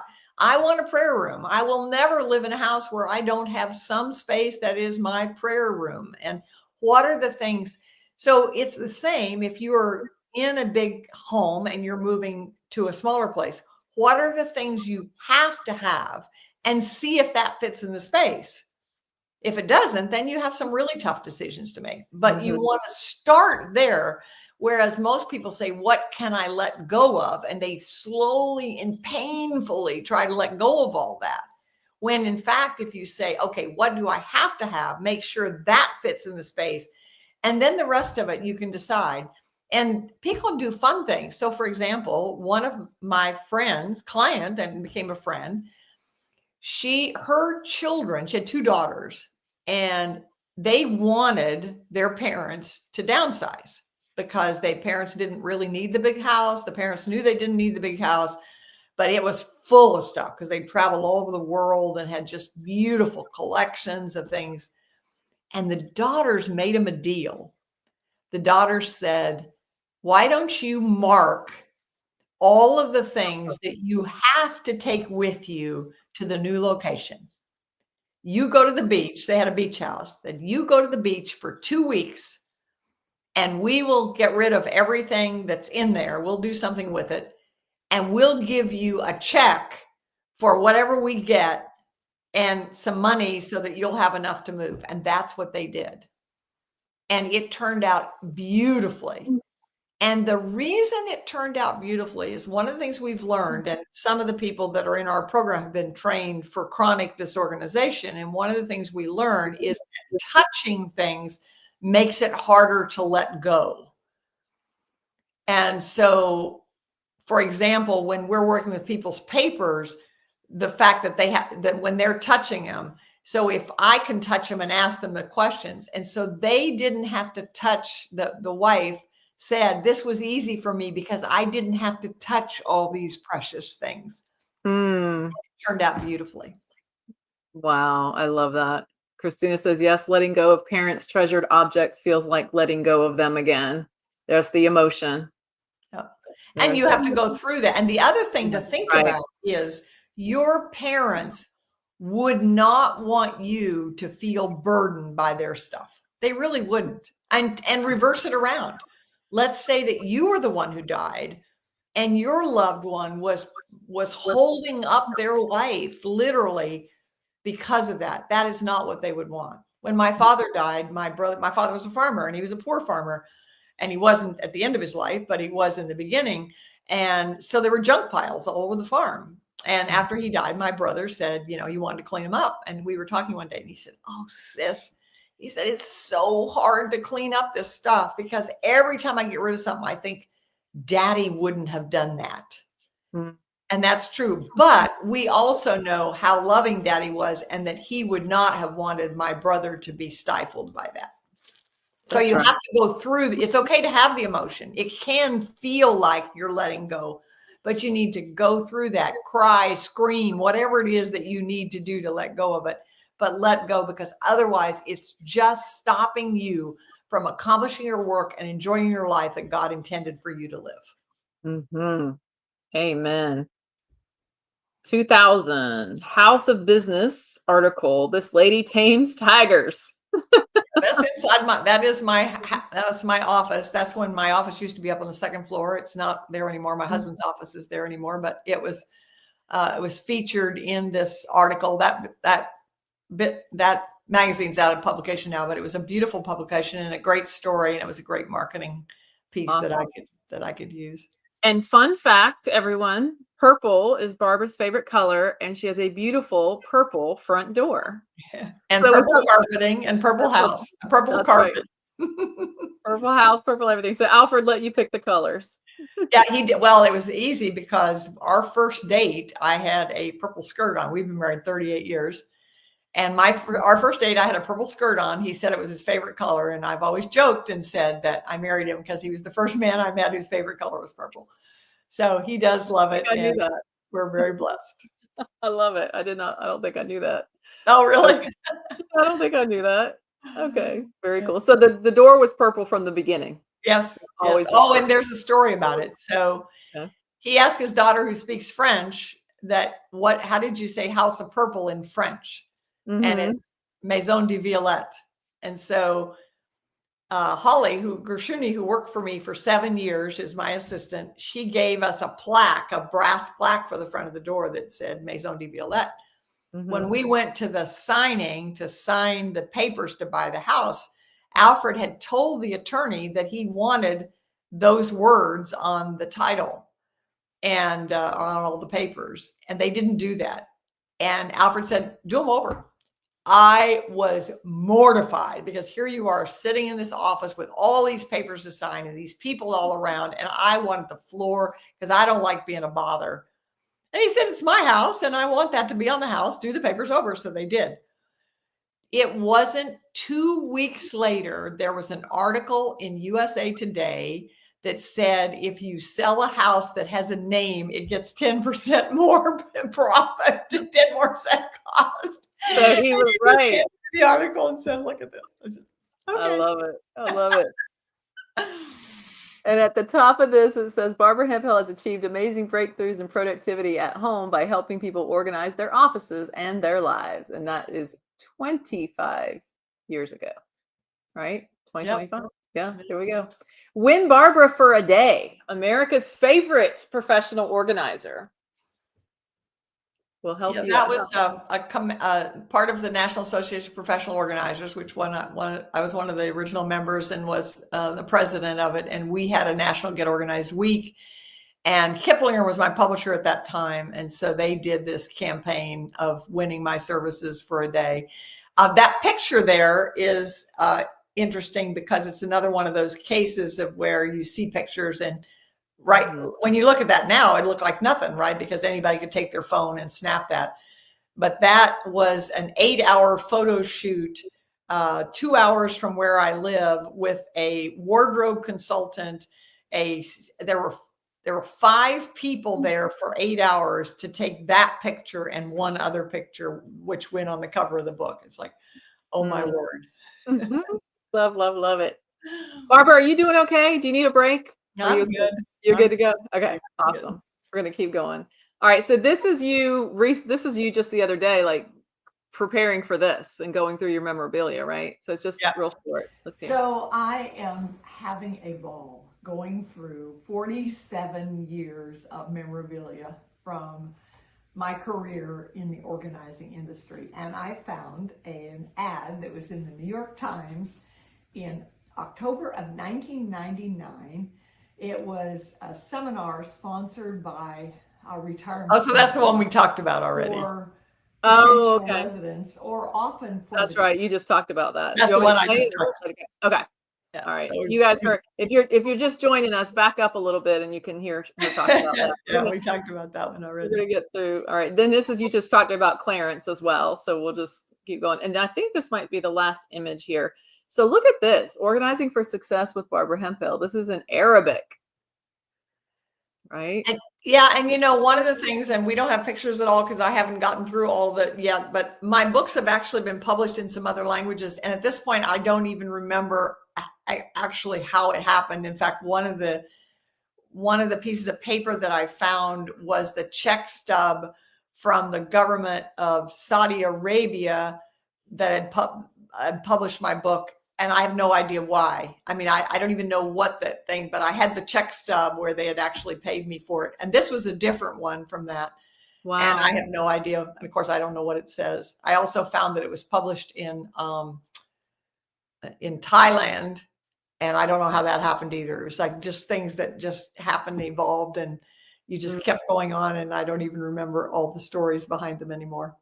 That is wild. All right, 1983 to 2024. The SOAR board is not on there because it's electronic, and that would be 2025. And that would be 2025. That's right. That's right. So that we don't have the SOAR board, but that's two shelves in my closet that have the different products that have been produced all these years. And when I took your training in 2005, I got that top left manual, HPI, so Hemphill Productivity Institute, I think, PTAC training manual. I think that's the manual I had. Yeah. I'm sure I still have it. And then the product next to it, there's a video where you're actually on Home Shopping Network with the product next to that, which I also bought. So yeah. I also had that, but you don't have to tell that story because it's in a video. I can just play that a little bit later. But yeah, this is awesome. All right, let me see. I think that's the last image. I do want to share, Barbara, you mentioned when you did your transition from paper tiger, you said, okay, I'm inundated with tiger stuff and you were going to change. So you did a video called Can a Tiger Change Stripes? So I just want to share that because it's so cute. It's that's one of my favorite videos. I'm glad you brought that one out again. It's one of my absolute favorite, because this is another case of where I didn't plan it that way. So basically for 20 years, I had bought my whole wardrobe was all paper tiger. And I just decided I'd had enough of it. So I hired a local wardrobe consultant who happened to be 9 months pregnant. She looked like she was going to have birth at any moment. And we went into the local store and bought the stuff, and I was unloading it from my car to my house. And I'm thinking, oh my gosh, this should be a video. I put everything back in the car and called her and said, could you do the video? And we actually called the department store and tried to get them to promote it because we were thinking it would be great advertising, but that would have had to come from headquarters, and headquarters from New York. It's like, okay, we can't do that. So we pulled the car up and we reloaded it and we took this picture. And so this video came out of it. All right, here's 2 minutes. Can a tiger change her stripes? This one is. Barbara, what year was this? Do you remember? No, I don't. It was during my time. So it's been somewhere between 2005 and now. So probably 10 years ago, maybe. Probably, yeah. Hi. Actually, wait. I think it's 7 years ago. This video was published 7 years ago. So okay. I'm Barbara Hemphill. And I'm Shakina Moore. In 1988, I wrote a book called Taming the Paper Tiger, and as a result, I started wearing tiger clothes and ultimately became known as the Paper Tiger Lady. Recently, I joined a BNI networking group, Go Getters, and in it, I have 30 seconds to tell my story. And I would introduce myself, Barbara Hemphill, the Paper Tiger Lady, and then proceed to tell about my company, Productive Environment Institute, and people couldn't make the connection, and I knew it was time to change. In Touch and Agree networking group, I had met Shakina Moore. And Shakina's passion is helping people find their style, and I needed a new one. So I approached Shakina and said, help me get rid of my paper tiger clothes and find a new style.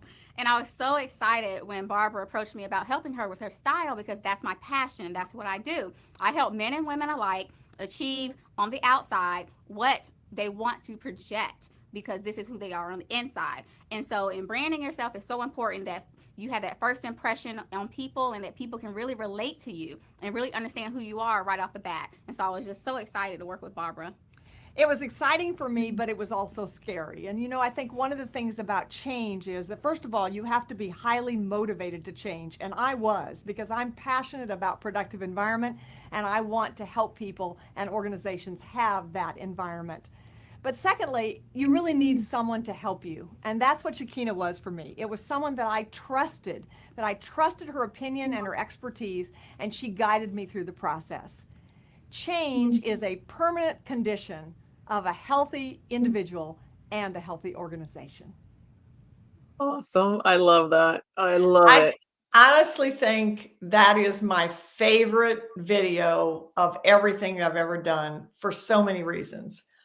One is that I did that based on Together We're Better, because you notice in there I was promoting the BNI chapter. I was promoting Shakina Moore's business. I was promoting the Touch and Agree, and myself. And I am such a believer in Together We Are Better. It's the body of Christ that lifts each other up and helps each other. And I just love it for that reason. And it's about change. And I just believe that we are created to grow. It's about growth. It's about being willing. It was scary and difficult to take all of those years and hundreds of dollars of clothes out and get rid of them. I mean, it really was. And there are sometimes when oh gosh, I wish I had that, because I had suitcases and umbrellas and just tons and tons of beautiful things. And I've kept a few of them that I use at some time. But every time there's something I think of that I wish I had, I realized that if I had kept that, I would have all the other stuff, and then I wouldn't have what I have now. And so it's about change. And Productive Environment Institute has been created to help people eliminate the clutter that prevents change. Love it. And now because I love your colors. I love when you redid your closet, all the paper tiger stuff, all the tiger stuff left. And then you have all these colors. And now I think you do like a little sprinkle. So you've still got all your colors, which are, nice. And then you sprinkle in the tiger stuff, because before you were 100% tiger. I was everywhere I went. I was on an airplane one time, and I was getting off the airplane, and a gentleman tapped me on the shoulder and he said, "Are you the paper tiger lady?" And I said, "I am. How did you know?" And he said, "I saw your suitcase and I heard your voice." Unmistakable. So then I ended up being able to do, right as people, how long it takes to get off of an airplane. So we're all standing there. So I end up getting to give this commercial for my company. Oh, that's perfect. All right, guys, I'm going to queue up a video. This video, I have watched probably 25 to 30 times. Okay. That's at least 24 more times than I've watched it, I'm sure. I know. This one we're going to watch together, and then I'm just going to keep streaming some more later. And Barbara, if you want to take a break, we can come back and we can react to some things. But so you guys we're going to keep streaming for a while. But this one I want to watch together because it was an eye opener. Let me share my screen and then I'll start. Let's see. There we go. This was 1992. And I want to make it so you're just seeing that, but I feel like, no, that's not doing it. If I go full screen, there we go. That's what I want to do. Okay. So July 27th, 1992, I've watched this video a zillion times. And all the years that I've been in Barbara's program and as a student, and then as her partner, we have something called the Magic 6. Okay, so if you've been in our program, you know what the Magic 6 is. This is 6 core components of a productive environment. Okay, and then about probably, I don't know, a couple months ago, I was watching this again, and I heard her say in this video, we have 7 tools. And I was like, 7? What is she talking about? And so then I watched it and I was like, oh my God, this makes so much sense. And it's actually where the SOAR board comes in as well. But I want you guys to watch it. And for those of you that are existing clients, listen for that 7th tool. And I really don't even remember if it's in the number 7 order or not. But anyway, there's 7 tools that Barbara talks about. But I love this video so much too, because those tools are still very relevant today. The form of them have changed. And you guys just pay attention and you'll see what I'm talking about. All right, here we go. Does your kitchen area look like this? Mine does. But maybe you need a clutter workshop. I went to one, and you're going to get the workshop free from the author of, and wait a second, I know the book's here somewhere. I know it. Wait a minute. It's here. It's the, oh, wait. Here it is. It's called Taming the Paper Tiger, and it's by Barbara Hemphill. And bless her heart, she's here with us today. Hi, Barbara. Now, you look at all this, and you need these things. Now, let me just show you some of the stuff our prop department came up with, and I think they found this out of my kitchen. Picture of the black dog with the rabbit ears on it. You need that. Absolutely. And then over here, you need the 8x10 color portrait gift certificate. If it isn't up there, you're going to forget it's there. So what do you do? What do you do about all this, Barbara? Well, the first thing to remember is that clutters postpone decisions. The reason all those pile up is that there's a decision that hasn't been made.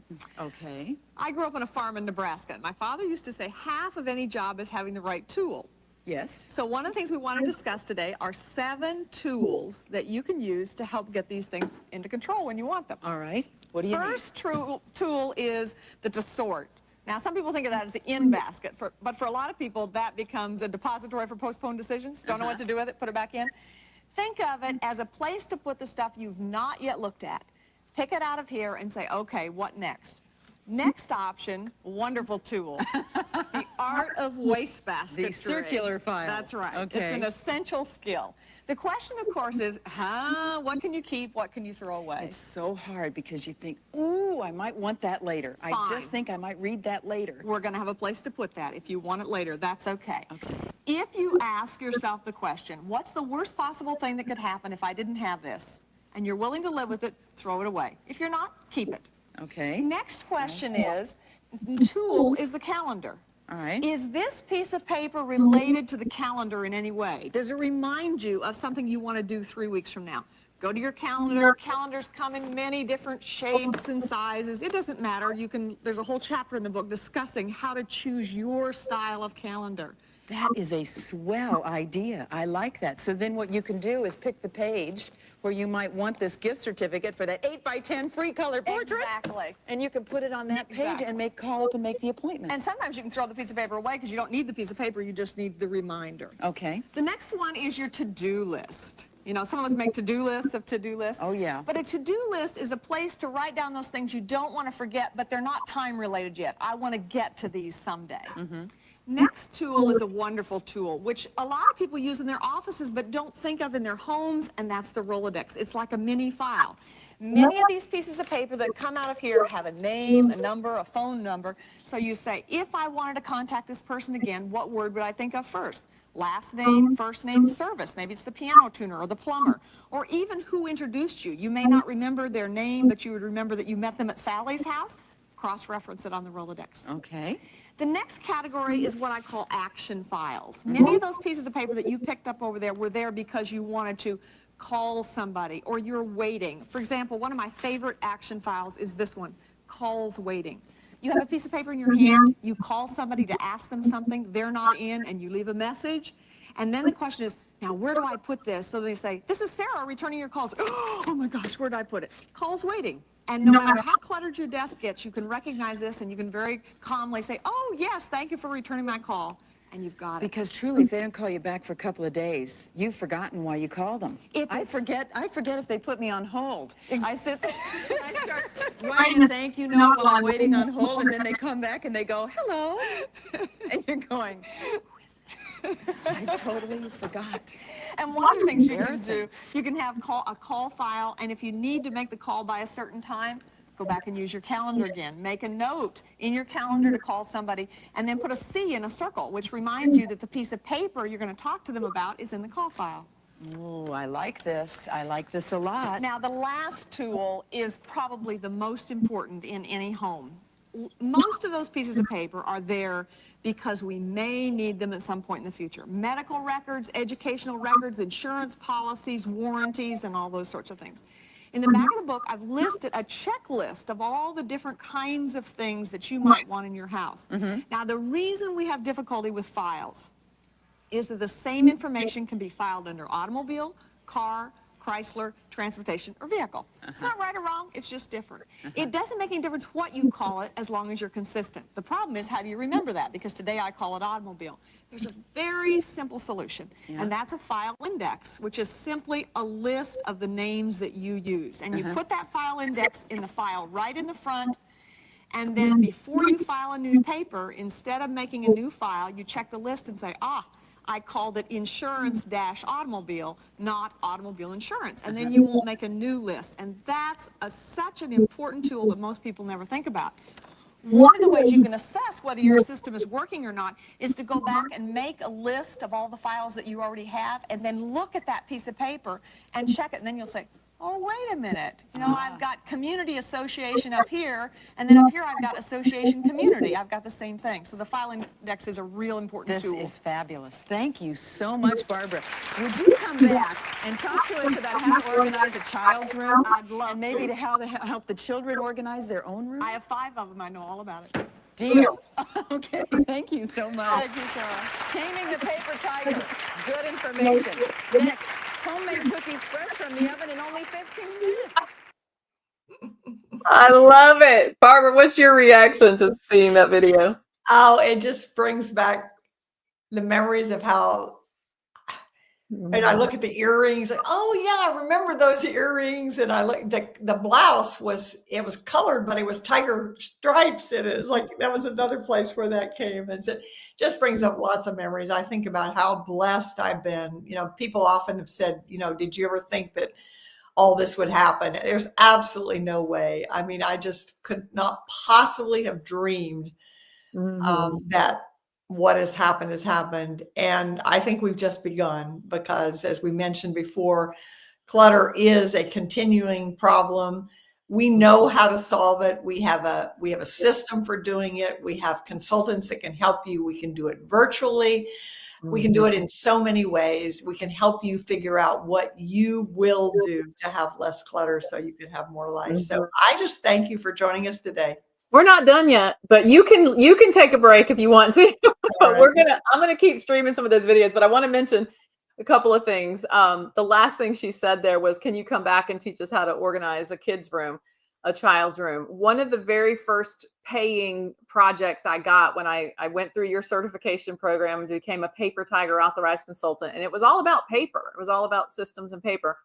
But I was trying to establish myself here as a professional organizer. There weren't any at the time. I was like one of the only, it may be the only professional organizer in this area. And I got a call from somebody who wanted me to organize her child's room. And I did it one time, and I said, I will never, never, ever do it again. And I haven't.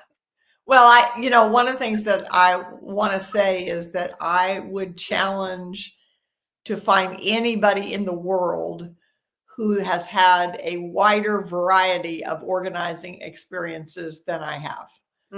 Because I have done in different countries, I've done hoarding, I've done executive offices, I've done large companies, I've done small companies, I've done wine cellars, I've done just whatever. I mean, it's hardly anything you could talk about that at some point. In fact, I was thinking yesterday about a client I had who was a photographer for, she was a food photographer. And back in those days, we did a photography where she brought a chicken and she had paint and she painted the chicken to take a photograph for it so it could be in the magazine. And so I was helping her organize her painting supplies in order that she could paint the food so that it could be in cookbooks. Wow. Yeah. I don't know of anybody else that has that one. That's awesome. And there are more where that came from too. So. Demetrius has a message for you. He tried to share this in the chat, but he said it wouldn't come through. But he just wanted to say that his business, DFIT, was created from Barbara's 5 principles. or 5-step productive environment process. The last one is the hardest, sustain your success. Yeah, that's true.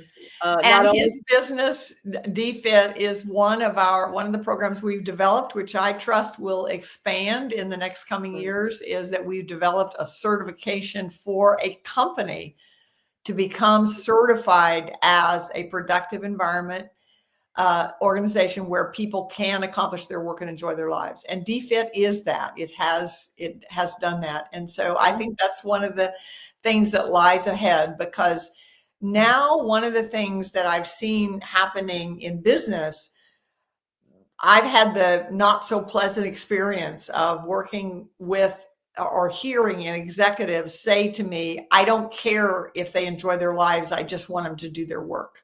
right. And I don't think that's true anymore, because now, particularly since COVID raised people's awarenesses to clutter and to life, to what was really important in life. And so in order for companies to acquire and retain good employees, I think they're going to have to care whether their employees not only accomplish their work and enjoy their lives. And I am a firm believer that they belong together. I think God created us for work. The word retire is not in the Bible. That doesn't mean it's wrong if you retire, but when you retire, and my husband teaches courses on preparing for retirement, and one of the things he teaches is that you have to decide what you are retiring to. And so I believe that we all have work to do of some kind. Sometimes it's paid work and sometimes it's not paid work. We all were created for work. But there are even people who are working in philanthropic organizations that are working too hard. They're doing a good thing, but they're not enjoying their own life. And I believe that God created us to accomplish our work and enjoy our lives. And so that's what we're about. And if you are in any way feeling like that may not be the case, we should have a discussion, because you might be surprised at what small changes you could make that would make a really big difference. So, Andrea, I'm going to jump off for a while, but I thank you for doing this, and I'll jump on again and we'll see what's going on. Let me just finish what I was reading. I want to finish what he said, because it's about you, and then I'll excuse you as I play some more videos for you guys. But he said the last one is the hardest, sustain your success. Not only do we sustain our success, we are growing even more. Barbara has always reinvented herself. That's one of the things that really impresses him about you. That taught me to keep going. And now with AI, we're growing even bigger and faster. And that's a whole nother story that we'll talk about later on. Yep. So I am going to stay here, and I am going to stream some videos. I may go off camera as well. And I may pop back on and off. I'm going to be actually going through some notebooks. So if you guys want to declutter with me, you can just have Barbara's old videos playing in the background. I'm going to be decluttering. I'm going through some old notebooks that I want to make some decisions about what to keep, what to toss, and how to find the rest. So you guys can just declutter with me if you want. Thanks, Barbara. Are you going to pop back on? Or are you? I was going to say, are you going to come back on, you think? Yeah, I'm going to come on. I'm just going to take a break right now, but I'll turn my camera and mic off, and then I'll join you again later. Perfect. Yeah, whenever you want. All right. Bye. See you soon. All right, guys. So I am going to go back into sharing my screen. Let's see. Let me remove Barbara for now. Eds, is she able to add herself? Let me bring Eds on. Eds, is Barbara able to add herself to the screen, or do we have to add her when she comes back? No, we have to add them. Okay, then maybe we should keep her up there. That way she can come back on when she wants to. So let me share the screen again, and I'm just going to hit play. So if you guys want to take a break or go get a pile of paper and declutter with me, you can do that. And I'm going to go off screen for a minute too, but I'm just going to click play. Let me make sure you guys can hear. This is it's fascinating watching this. So this is. Then I go ahead and I pick up all the clutter because I can't stand it. I cannot stand clutter. I am a very, very, very neat person. Nina McElwee is not a professional organizer. She's a born neatnik. She doesn't need a system to help her get organized. But most of us aren't like Nina, which is why Barbara Hemphill wrote Taming the Paper Tiger. Barbara is a professional organizer. Organization often gets a bad name because people think of it as meaning inflexible and boring and dull and things like that. The way I look at organization is that organization is a tool to help you accomplish what you want to accomplish. Barbara started her career helping people to organize their closets and car trunks. And collections and photograph albums. But then people began to say to me, would you come to my office? But of course they wanted me to come evenings and weekends because they didn't want the boss to know that I was there. She found the basics of organization were the same for both home and office, with one big difference. At work, you have the tools that you need to get organized. You have a desk, you have support systems. So what's the key to getting organized at home?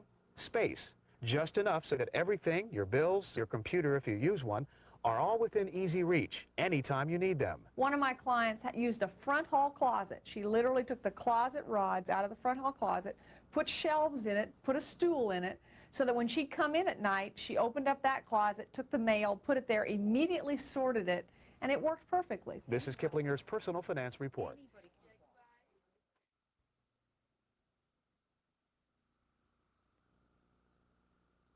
This is clutter. This is a wastebasket. Unfortunately, many of us don't connect one with the other as often as we should. Because people get really nervous about throwing things away. And you say, you know, why are you afraid to throw it away? Well, I might need it, or somebody might be mad at me, or, you know, I might get audited by the IRS. That's always the biggest one. In her job as a professional organizer, Barbara goes to a lot of homes and offices where the biggest complaint is space, not enough of it.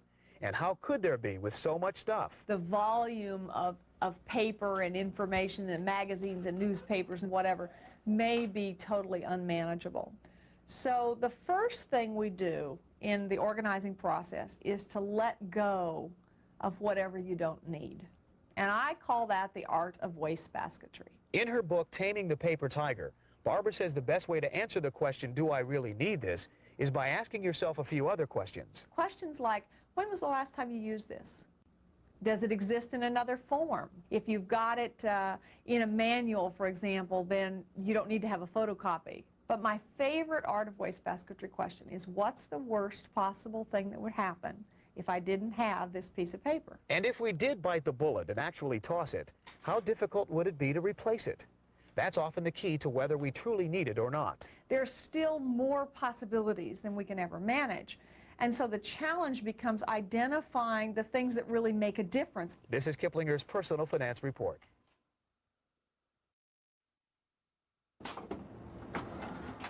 It's nothing that anyone ever taught me to do. It's just the system that works for me. Maria Robinson's job is to keep her employer's files organized so co-workers can find information on clients easily and quickly. At the tender age of 24, she's got filing down to a science. She even uses her system at home to keep her personal life running smoothly. Trouble is, most of us aren't like Maria. I talked to a man who graduated from Harvard Business School, and he said, how does it happen that we graduate hundreds of thousands of people from business school and no one ever tells us how to file? Barbara Hemphill has the answer. In her book, Taming the Paper Tiger, she calls it fear of filing. There are two reasons that people don't like to file. They don't know where to put it so they can find it again. And two, it's physically uncomfortable to get it there. To overcome filing phobia, find adequate space to store the files you need. In the office, throw away what you don't need to make room for what you do.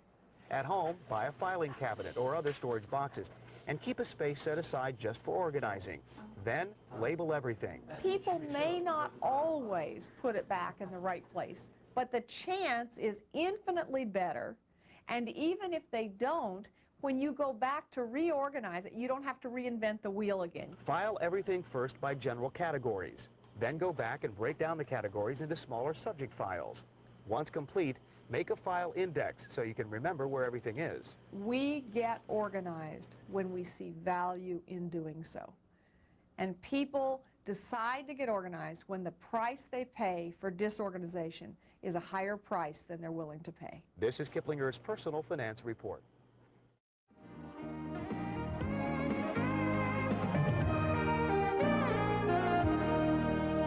It's 18 minutes past the hour. I'll bet you didn't know this is National Clean Off Your Desk Day. And if you want to get your life in order, that mess on your desk is as good a place as any to start. The Current Family Circle has some help to get the job done, and so does the new book, Kiplinger's Taming the Paper Tiger. Barbara Hemphill is the book's author, and she's here with some major clutter-busting advice this morning. I could use some of that. Good morning. Welcome. Good morning. Thank you, Paula. So everybody says when they look at a messy desk, it's the sign of a very sick mind. Say it ain't so this morning, please. Absolutely. I'd say it's very common. I don't think neatness has anything to do with being organized. Organized is simply, does it work and do you like it? So paper is so difficult for everybody to control, both at home and at work. Right. I mean, we live in a household where I can't part with newspapers that have been sitting around for a month and a half, and I'm sure a lot of people are that way. That's the reason I wrote the book, because I found that people really struggled with that issue. So get us started here this morning. What's the first piece of advice you get someone who is staring at this much paper? Clutter is postponed decisions, and there's really only 3 decisions you can make on any piece of paper. You can throw it away, Right? you can file it, or you can take action on it. Taking action is the hardest of those 3 things, I'm afraid. Here's an in basket, which is frequently for many people a depository for postponed decisions. They don't know what to do with it, and they just keep it in the in basket. That old admonition about handle a piece of paper only once doesn't work for most people, but if you think about handle it only once from the in basket to decide whether you're going to throw it away, file it, or act on it. So is that the biggest single thing you can do to control the paper tiger, as it were, or not? In terms of throwing it away? Yeah. Well, it's certainly an important factor. A lot of people have more stuff because they're afraid. I mean, fear is what keeps us from throwing things away, for fear that we'll need it in another day. Now, you actually go in and spend time organizing people's offices. That's right. So we're For going to take a almost look 15 years. at you at work. Right. Tell us what you're doing here. Okay, well, here we are at a desk that I think is pretty typical of a creative, intelligent person, lots of paper. Here we're processing the decision making, and I'm working with Jennifer to help her make those decisions by asking the question, what is the next action you need to take on this piece of paper? The waste basket, 40% of the papers can be eliminated by recycling or throwing, another 40% by using files. Here we're talking about how she can create a filing system that's easy for her to use and that will work for her particular situation. Drawers become a problem. Those look like mine. Here we're sorting things together and putting them in a container that will hold them. A Rolodex is a great tool for minimizing paper. If you inherit somebody else's, ignore it and start over. Take that number and name off that pink slip once you've made the call, throw the pink slip away, and your calendar. Now here we are just getting things in their final form. Organization is basically, does it work? Here it didn't, and here it does. And I asked her, does it work and do you like it? And she answered yes to both. You can't tell me the desk looks like that today, does it? Absolutely. It's that clean? Absolutely. I talked to her several weeks later, and she said, or several days later, and she said it was fine. And I think if you called her several weeks from now, you'll find out it's still the same. That doesn't mean it's always going to be neat. The thing about a place for everything and everything in its place, in my experience, is half right. You want the place so that if you want it to be neat, you can make it neat. But it's not going to be neat all the time. You were talking about a Rolodex is essential for Right. someone to try to create some organization on their desk. What else do you think are must-haves? Well, one thing is a file box. I mean, when you take something out of the inbox, in many cases, something simply needs to be filed. So there's no reason to put it down on your desk and mix it up. Just simply put it in a file box and be done with it. Pretty simple stuff. Exactly. Another real important factor is your calendar. Many pieces of paper can be eliminated by using a calendar. If you get a memo about something that's going to come up 2 days, 2 weeks, or something from now, in many cases, you can write that information on the calendar and then throw the piece of paper away. Not in my calendar. You saw mine. Mine's like this because all the papers are still sitting in there. I suspect there's a few of them where you can take a little 2 or 3 words off of the piece of paper, put it in the calendar, and then throw it away. And in the final files we're looking at here? Well, this is answering the question, what's the next action that needs to take? And this is my favorite one, Paul. It's calls waiting. I've got a piece of paper in my hand. I want to talk to you about it. You're not there, and I leave a message for you to return the call, and then you return the call, and I think, oh, What did I put call that her? call? Here's calls waiting, and I quickly give you information about how to do it. Barbara, nice to see you. Thank Thanks you, for Paula. saving us some trouble. Last part of spring, this is leading into our guest this morning. And for those of you who've been putting off your spring house cleaning for lack of motivation, a lack of assistance, or simply because it's a rotten way to have to spend your time, we're here not only to get you through it with a minimum amount of pain, but also to introduce you to some great gadgets that can bring order out of the chaos in your closets and cabinets. So here to guide us through this annual spring cleaning process is professional organizer and the author of Taming the Paper Tiger. We welcome Barbara Hemphill.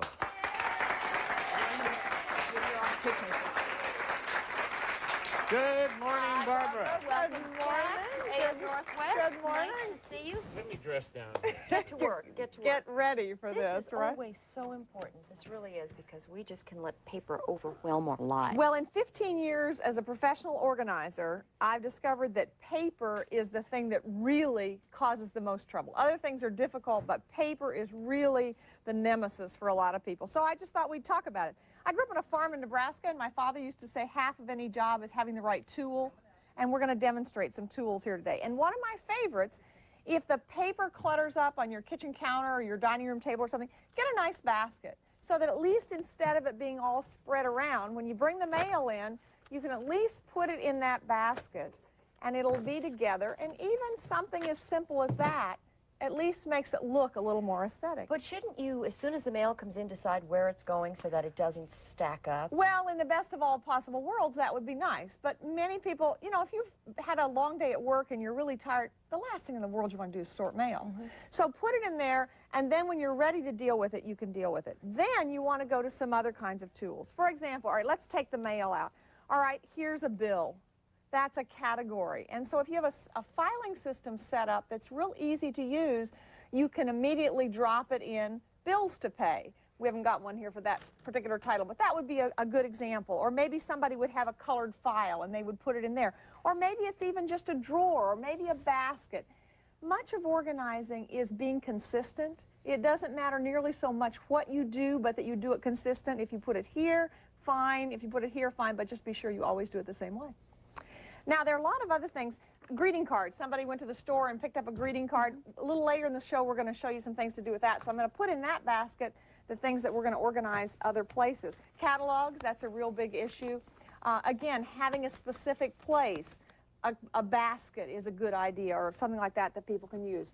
Here's some supplies. Somebody brought these home from the office or whatever, and they ended up with a pile of note paper. So in your filing system, you could even have a file that said stationery and supplies, so that if you wanted to grab something, you could have it quickly. If this is not enough space for you, if you keep more than that, you may need another kind of tool, and later this Or if you steal more than that from the office, then you need to have a big drawer. Yeah, right. Jim's got a steamer trunk at his house.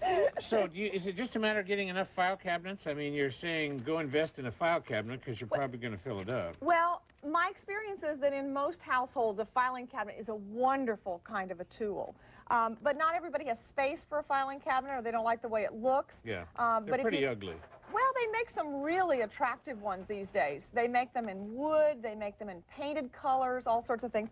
And then there are things like this. See, down here we've got this kind of a, so if you like to work from the dining room table, and you can roll it in so that when you're ready to do your work, you've got everything. This is just a super tool.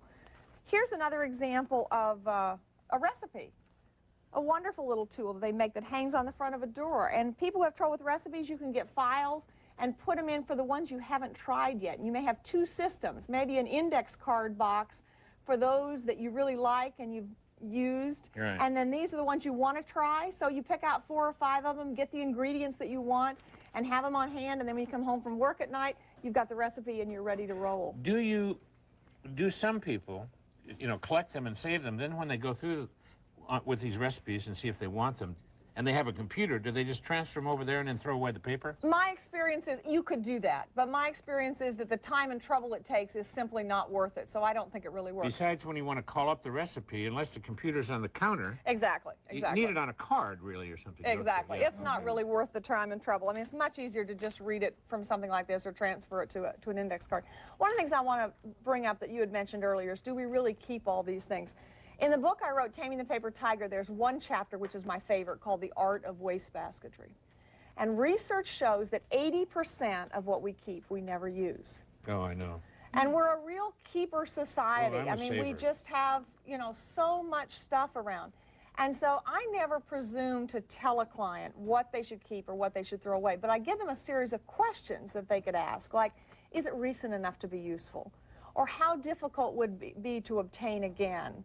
Or does it exist in another form? Recipes are a good example. I mean, I have worked with people that had all these recipes, and when they all got them together, they had duplicates, you know, because they'd taken the same recipe out. But my favorite art of wastebasketry question is, what's the worst possible thing that would happen if I didn't have this? Well, how do you mean? What do you do with a waste paper basket? Now, demonstrate Use what it. you're saying.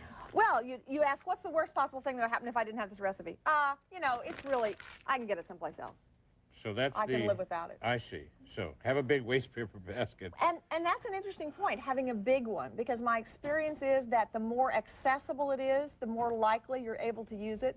For example, if you come home from work at night and you sit down at the kitchen table with your cup of coffee and your pile of mail and you start sorting it, and the first thing you find is something that goes in the wastebasket, and the wastebasket's on the other side of the room, you're too tired to go over there. Oh, well, I'll deal with that later. So one of the ways to solve the problem is simply to open the mail near the wastebasket. That's such a simple thing to do, and it really makes a lot of difference, because a lot of things you will be able to just get rid of right there. What do you find most people hang on to that is never of any use? Well, that's really an individual kind of a thing, and I think that the thing is that if it's accessible, it can always be useful. Memorabilia is a big issue, and we're going to talk later this morning about how you handle that, but that's an issue that people keep a lot of, but because they don't have it organized well, it's not accessible later on, and it becomes a tremendous burden. An example of where you want to organize something: warranties and instructions. You know, it's daylight savings time, and you need to change the clock on your VCR. Very simple solution. If you have a filing system, going back to the filing cabinet you talked about, have a filing system, put all your warranties and instructions in there. It's not going to be any big deal to find it. Some of my other favorite categories, here's one that says Portland info. You know, you get some tourist kinds of information, and then a friend comes and they're going to do some sightseeing. You can give them this information, say, you know, here's some brochures about the things that we're going to be seeing. Another favorite is maps. You get a map about how to go to a friend or how to get to some place, or maybe the university has a layout of the campus and you're going to go and you want to know where it is. It's a great way to Most women don't have a file that says maps. I know, men do. You know where we keep our maps? It's the trunk of our car or under the seat. You keep them where they're handy, where you might need them. Which is a perfectly acceptable, my definition of organization is, does it work and do you like it? Yeah, well, I never use a map. I don't need to. I don't know how to. No. Now that we've tamed the paper trail, we'll move on to the kitchen and find out what great challenges we can find out behind those cabinets and those kitchen drawers. We'll be back right after this. The annual spring cleaning chores, the toughest part, I would say, is the kitchen, especially the kitchen cabinets. Well, they certainly can be a place to collect a lot of clutter very quickly. We've got a kitchen cupboard that we've shown up here, and we've tried to use some tools that will help. Notice how this shelf puts it stair steps so that you can see. It gives you a little bit more space. Again, we talked about the art of wastebasketry with paper. The same thing's true of the stuff in the kitchen. I mean, a lot of stuff in the kitchen we simply never use. Now, here's another kind of a shelf. This one's a solid one as opposed to a wire one, but you can see.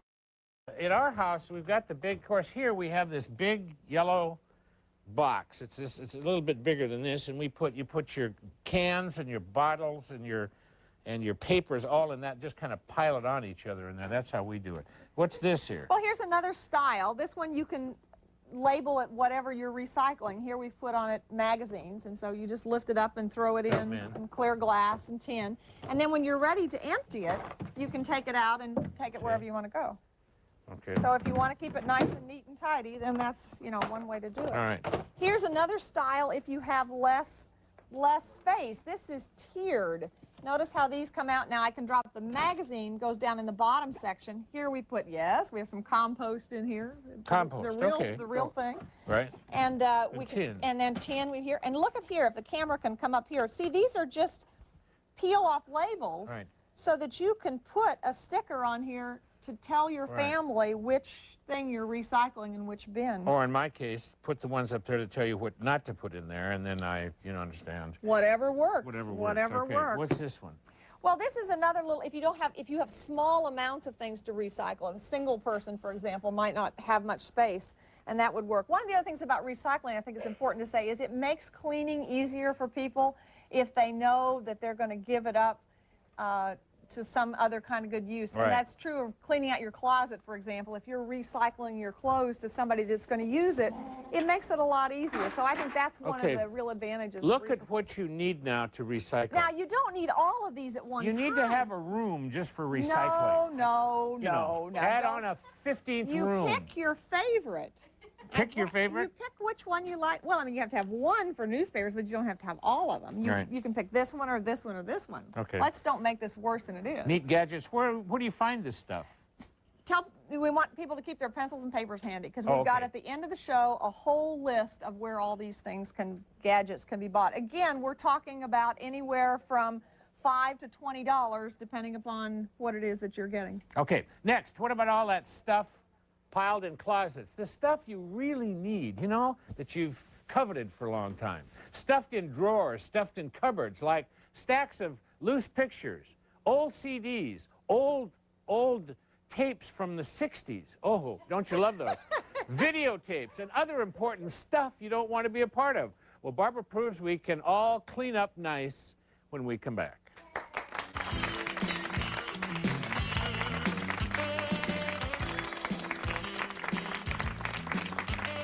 House cleaning can make us, according to Barbara, lead more organized lives, correct? If we do it correctly, especially if you have the right supplies. We're going to talk about that now. Here's some stuff, photos. Oh boy, those drive some people nuts. They're just in those packets all over, and CDs and tapes and piled in a corner. Right. I want to back up just a second. Okay. I gave the price of the recycling stuff. It should be somewhere in the $25 to $30 range. Okay. Just didn't want to give people misinformation. Okay. Where do we start? Photographs. Well, that's something that collects everywhere. And one of the things that's important is to identify why you want to keep photographs. Some people want to keep photographs for posterity. So it's really important for them for keeping them for the family history. Some people want to keep them to use them. So if you're really into future posterity, then you're going to want acid-free boxes and things like that. Now here's something that I think is really nifty. This product's a show box. This is you can get for about $10. It does a lot of things. First of all, you can put the negatives right in here. You can label on the outside what the event is. You know, Johnny's graduation, whatever. And then here, cat drinking out of toilet. This is so Well, that's what it is. A cat with his head down that thing. Look at these. Look at this. playing with the Now watch, computer. now watch. See this? Change picture. Do it again. Change picture. See how that works? Cat's making candy. That's like a slideshow. Cat playing with the Christmas tree. And you can store all the pictures in there, and all you have to do is... And it has a thing in the back that you can either stand it up this way or you can stand it up this way. So That's it's great. really a neat item. This one is titled Miss Kitty 1993. Yes, Okay. yes, Miss Okay, Kitty. there's another pretty good Here's one. another one. See, you can take them out of the envelope. Again, you've got them back from graduation, prom, or whatever. You can stick them in here like this, and then there's a little label. So you put the label on the top, and then you've got them all labeled together so they're really easy to use. Can you see what that is? Let me turn that just sideways. You see you've got a container section for every And then these- set of pictures. You see that? So these flip. Again, they're easy to use, and lots of times if they're easy, we use them. Another thing is, here's another box that you can label them. Key to this is to keep it with the lid off. Okay. Because if it's in the Just hold it up so they can see it. if it's in the closet and other things get put on top of it and it's too much trouble to unload it, so you say, oh, well, I'll do that later. But if you keep the lid off and all you do is drop them in, it's just easier to But organize. put dividers in there. and Exactly. Label them and show them what yeah, that's Exactly. That's what we do. I had one client one time who had an antique trunk. And she just dumped all the pictures in there, but she put the dates and the places on all of them. And then she could sit down on the floor and pull them out, and so she used them. That was an example of where somebody wanted the photographs for the purpose of enjoying them as opposed to the purpose of saving them for the future. But it doesn't do you any good if you pull out a picture and you don't know what year. It's You true. have to keep the negatives with the pack of pictures. Well, you also have to label where it is, when it is, what the But- picture's Who it at, is. who it is. But Yeah. the things that help with this is at least if you put them, if they're together and it says Johnny's graduation, at least they're approximately Then right. you figure Johnny's in there somewhere. Yeah, he's in there someplace. Yeah, or And he did make it through school. you have to have a section, men I have dated. And you put their names on because you can't remember, correct? Okay. Okay. This is where you want to practice the art of wastebasketry as well. Less is really more, because if you have so many pictures, one time I had a client whose mother died and left her 20 dressers full of stuff.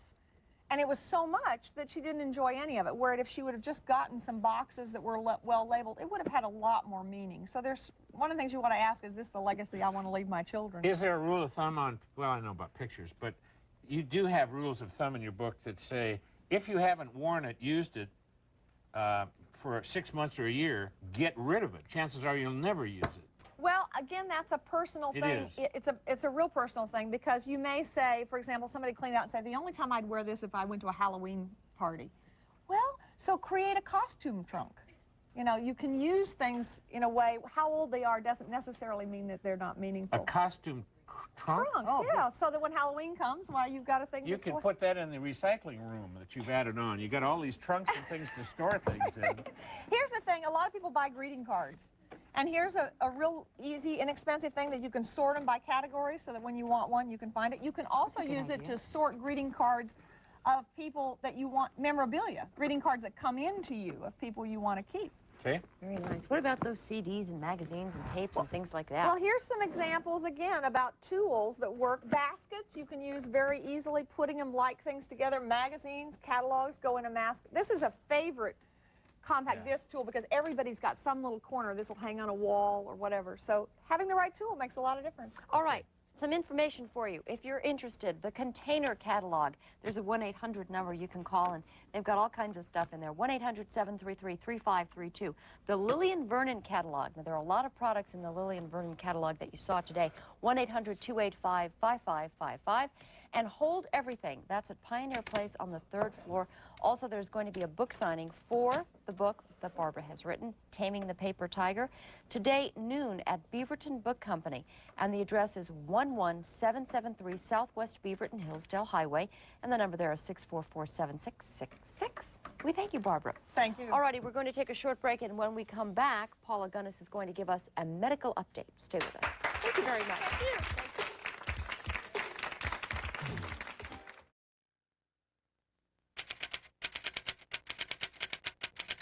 Client of mine moved into a new house. He said, oh, this is wonderful. There's a basement. You know, I'm going to put a big desk and a filing cabinet and everything down in the basement. It'll be just wonderful.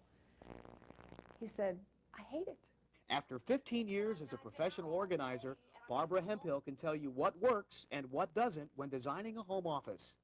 Number 1 on her troubleshooting list, the wrong location. I've been a freelance writer off and on for many years, so I've set up several offices on dining room tables and corners of kitchens.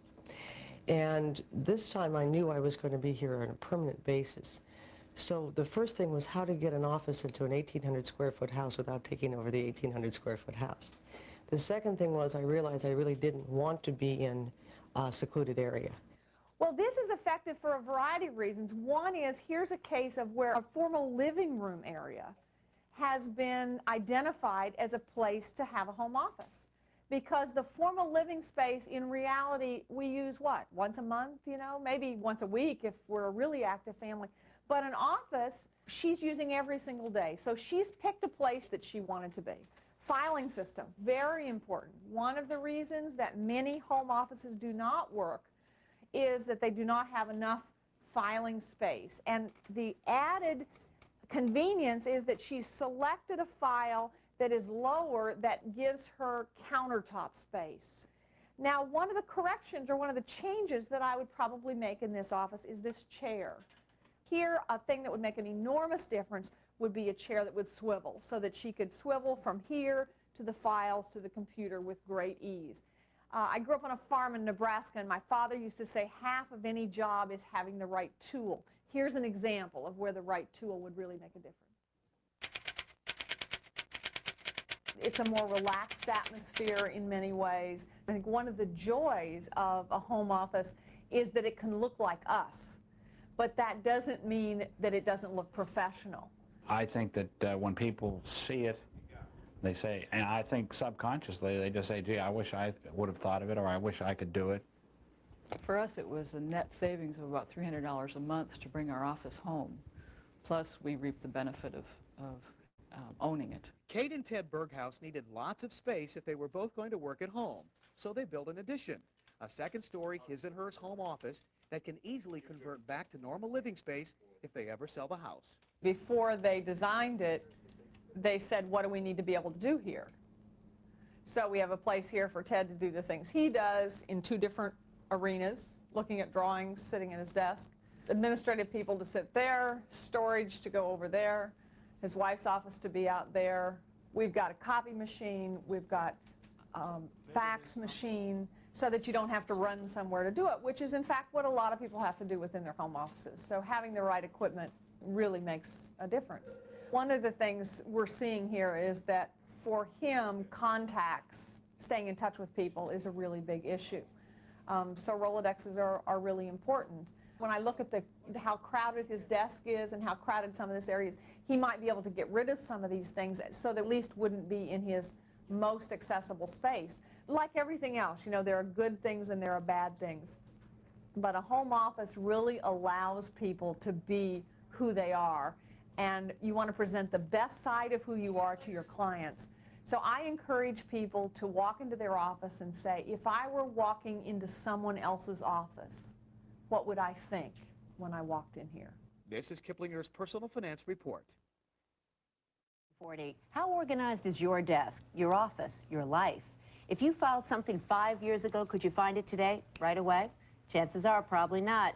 Most of us could benefit from being better organized, and here to help us this morning is Barbara Hemphill, author of the new book, Taming the Office Tiger, and good morning. Good morning. Just like that, you can't find it. Most of us are drowning under paperwork. How do we get out from underneath of it? Well, first we want to recognize that paper is postponed decisions. If you just pile it up, it's not of any value to you. And paper information is power if you can use it and if you can find it when you need it. That's the big question. Find it when you need it. Right. How does an office go about setting up a system that actually works for them so that they can go file something and then when they need it, get it right away? Well, you hit on something that's really important, and that is to set up a system. Unfortunately, in the past, this has been done by default. It's been relegated to be a clerical thing, and now companies need to recognize, management needs to recognize that paper is an issue that's here to stay. How do they do that? What do they do? Well, they make decisions about recognizing what's really important in terms of setting up a system. Information is power if you can find it. And so one of the things executives have to do is say,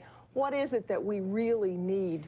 But in the book, you write about setting up an old-fashioned system and cross-referencing it with your computer. How do you do that? Well, one of the things that we're beginning to recognize, I've been a professional organizer for 17 years, and we're beginning to recognize that the computer is not going to give us the paperless office. It, in fact, has generated more than ever before, 600 million pages per day.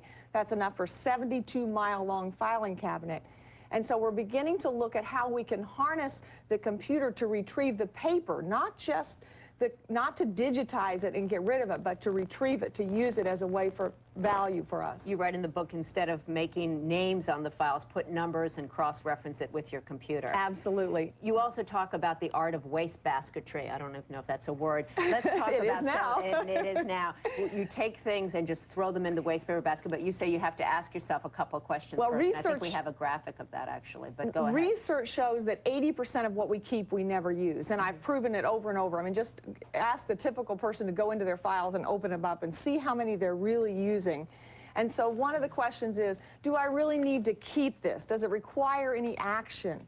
Does it have a specific use, just in case is not specific enough? Right. Is it recent enough to be useful? Would it be difficult to obtain again? Does it exist elsewhere? Those are all questions that are really important. And if you answer yes to those questions? Well, if you answer no, then you can throw them away. If you answer yes, you're going to keep them. And the important thing is to identify that there are 2 ways you can keep them. There are simply things that you keep in case you need, and that's what you put into a filing system. And many people, in fact, have never seen a filing system that works. All they see are these stuffed, crammed drawers. And one of the things I'm trying to teach executives is to say, this is information. This is not paper. This translates into customers, customer service opportunities, bottom line profit. And it's also good to point out that it can be liberating, though, to just throw a lot of the stuff in the waste paper basket. Absolutely. You make a good point. You say that you have to convince executives that this is no longer the simple job of an assistant. This is not administrivia.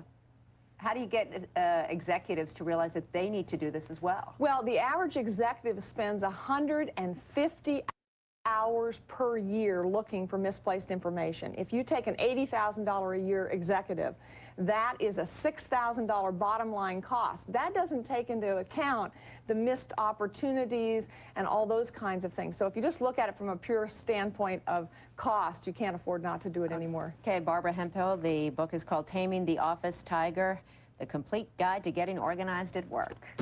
And NBC hopes we'll read it. Thank you. So we'll get better organized. Here knew you. Our Bill Ritter is here this morning to give us some help on getting organized at work. And as you can see, and we're all about to see, it's not that difficult. Not that difficult. You have to know your tips. And we're going to give them to you. All right. Good morning. If you don't think being disorganized is a waste of time, consider this. The average executive spends about 150 hours a year looking for stuff in the office. So if you could use, another month or so of time for work or for pleasure, get organized. That's what we did for Joe Kelly. Aha! This was Joe Kelly, a disorganized, stressed-out attorney from Atlanta. But today, he's a new man. This is Joe Kelly's new office. His desk is clean, his inbox organized and neat. It's a far cry from what his office looked like just 24 hours ago, when his office looked like this, a mess, completely disorganized.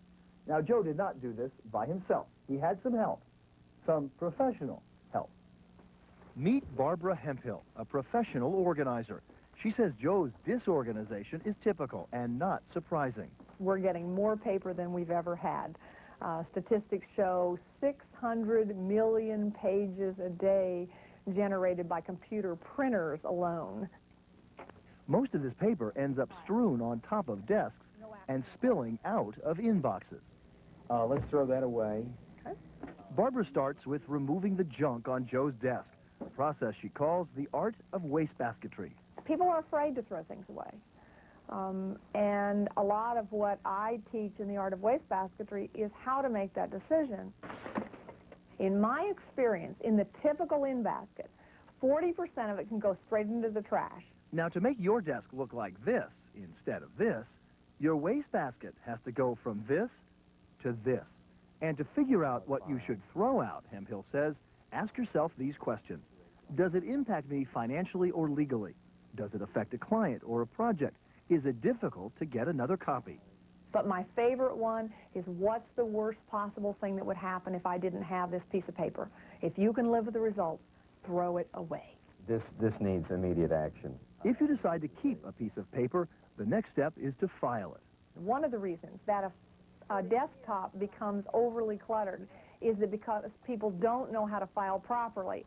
They're afraid to file it because if they file it, they won't remember it. Now, to help people remember, Hemphill suggests coming up with a keyword. Ask yourself, if I wanted this information again, what word would I think of first? The answer becomes the name of your file. Then make a list of the names of those files, sort of a table of contents, and make sure you have easy access to the files you're currently working on. Finally, if your current filing system just doesn't work, then start over. We're going to clean all this out, and you'll have to clean all this out. Unfortunately for Joe, the clutter in his life doesn't end with his desk. Like many of us, it follows him home in his briefcase. The briefcase often becomes a depository for postponed decisions. The same decisions that you have trouble with at the desk can cause you trouble in the briefcase. Now, the first step in transforming your messy briefcase into an efficient mini desk is to make sure your briefcase fits your needs. If you use pockets and compartments, then your briefcase should have them. Then create some traveling files to keep yourself organized. Finally, make sure you have the right tools for your desk away from home, like a little stapler, paper clips, even thank you notes. Once all the clutter has a home, getting organized requires one last important step, prioritizing. Prioritizing what we do is extremely important because I think many of us live under the myth that if we just got organized, we'd be able to do it all. And I think for many people, that's truly not the case anymore. Hemphill suggests making a master to-do list at the end of every day, so you'll be ready to go the next morning. Also, assign deadlines. That way you'll know which task you have to finish first. And finally, pick out the most important task and make sure you do it. Now, all this does take some work, but if you do it and if you stick to it, you'll be free of clutter, just like Joe. I feel great. There's a place for everything. Everything has its place. And if you think that's not enough, he has even more tips. Let's start with the phone. All right, phone. Good phone tips. Always have a pad of paper by the phone. Write down what you're going to say before you make the call. Experts say a planned business call takes about 7 minutes. Unplanned, 12 minutes. That's 5 minutes a call. You make 20 calls a day. Do the math. About an hour and a half to save. Also, if you're going to talk to a person that loves to talk, call before lunch, before quitting time. Perfect excuse to get out of it. Good. All right. Now, a lot of people have Rolodexes, but you say we don't use them properly. We don't. This is a small Rolodex, a little too small. It does not hold business cards like the big ones do. You avoid desk drawers like this one. Look, we all have them. Business cards. I'm a really organized person, and I even have a drawer like that. I do too. But you know what? If you get a big Rolodex, don't get the one with the lid. Why? Because it's a breeding ground for little junk notes like this. This belongs to our producer, Julie Mazer. Julie, you're not going to like this. You don't need those notes. You also don't worry, need... I'll get them back, Julie. No, you won't. You also don't need magazines that have been piled up more than 3 months. Experts say if you haven't read them in 3 months, recycle them, you're not going to read them. I'm really good at that. And all the incoming stuff, like you come in one day and you say, oh my God, the inbox. Very important. Only 4% experts say of an inbox really is useful information. The best inbox is this one. My family calls it Junkostroika. Get rid of the stuff, recycle it, whatever. This is not hard to do. Integrate it into your life like you do exercise. It takes about 20 minutes a day. Be able to let go of all that stuff if it isn't really important. 20 minutes a day. That's all you need to do it. Okay, I'm still telling you, by the end of this week, I'm taking a picture of Charlie's office. Tomorrow, as we continue our series, New Year, New You, Bill will have more tips on how to get organized, this time at home. Coming up next. Spilling out. Are there things stuffed in the back of the closet you haven't seen for years? Barbara Hemphill is a professional organizer, and she has some tips on getting rid of the closet and paper clutter. Barbara, good to see you. Good morning. Nice to be here, Matt. Let's define clutter, though, because one person's clutter could be another person's collection of good stuff. Oh, that's absolutely right. My definition of clutter is anything you keep that's not supportive of your environment. For example, if your closet's full of things you haven't worn in years and you can't get in today's dry cleaning, or if your dining room table is so cluttered with paper and you can't eat there. But if we're going to clean out, for example, we're going to start with a closet over here in a second. If we're going to clean out, do we simply reorganize and make it look neater, or are you suggesting we throw stuff out? There's a difference between cleaning and organizing, and certainly getting rid of things is a place to start in organizing. Let's take a look at this closet here. Now, you've got what probably is a typical hall closet or bedroom closet for someone. I'd look at this right now and say, this isn't too bad. Well, it all depends on what your definition is, whether or not it's supportive of your. There are 3 things that you really want to ask yourself. Does it fit? Do I use it? And how does it make me feel? All right, let's start with does it fit? Because if you look at this closet, there are a lot of people who fluctuate weight-wise, and they may say, you know what, I'm going to get skinny enough to wear that one day. Absolutely. But the issue is, if you lose 10 pounds, are you really going to go and want to go back and wear that jacket, or are you going to want to celebrate and go out and buy a new one? All right, do I use it? That would apply more to junk things than clothes, right? Well, or exercise equipment. You know, I really need That's a gut buster, isn't it? That's right. You know, it's been around a while. If you haven't used it in a year, you're probably not going to. Or shoes. You know, this is shoes. Perfectly good shoe, but you know what? It's uncomfortable. How long do you want to be uncomfortable? Or then there's that issue of gifts. You know, somebody gives you a gift, and you really like them, but the gift doesn't really fit in. So if you're not going to use it again, it didn't come with strings attached. Well, wait a second. So you're saying it's okay, you shouldn't have the guilt about throwing away a gift. A lot of people save those things just in case the person who gave it to them comes over at some time. And if you can place it on the coffee table. And if they're special enough, you really want to go to that trouble, that's fine. If you have plenty of room, this is not an issue. But if you can't get in what you want to use today because of that, you know, and a lot of people have trouble getting rid of things. And one of the things I found, Matt, is that if you have very conveniently located a box with the lid off, because if the lid's on, then you pile other things on top of it. So when you take it out of the closet and you say, you know what, this really isn't going to work, you can put it in there. I live in Raleigh, North Carolina, and there's a women's correctional institution there, and I found that they need clothes for when women go out on job interviews. It makes me feel very good to put this in that box and know that it's helping somebody else. So give it away to a good cause, a charity or something like that. Right. Let's talk about paper clutter. 80% of the paper that comes into our house in the mail or that we bring into the house is waste. Absolutely. We never use it. Now, that doesn't mean you throw out 80% because you don't know what the 20% is you're going to use. So you want to make decisions. But the first issue, Matt, that's really important is to have a paper management center. And that means a place that you go to open the mail. The most important thing about it is that it be a place you like to be. So you don't have to go out of your way in the house to do it. It's something that will be in a place you're going to be anyway. Right.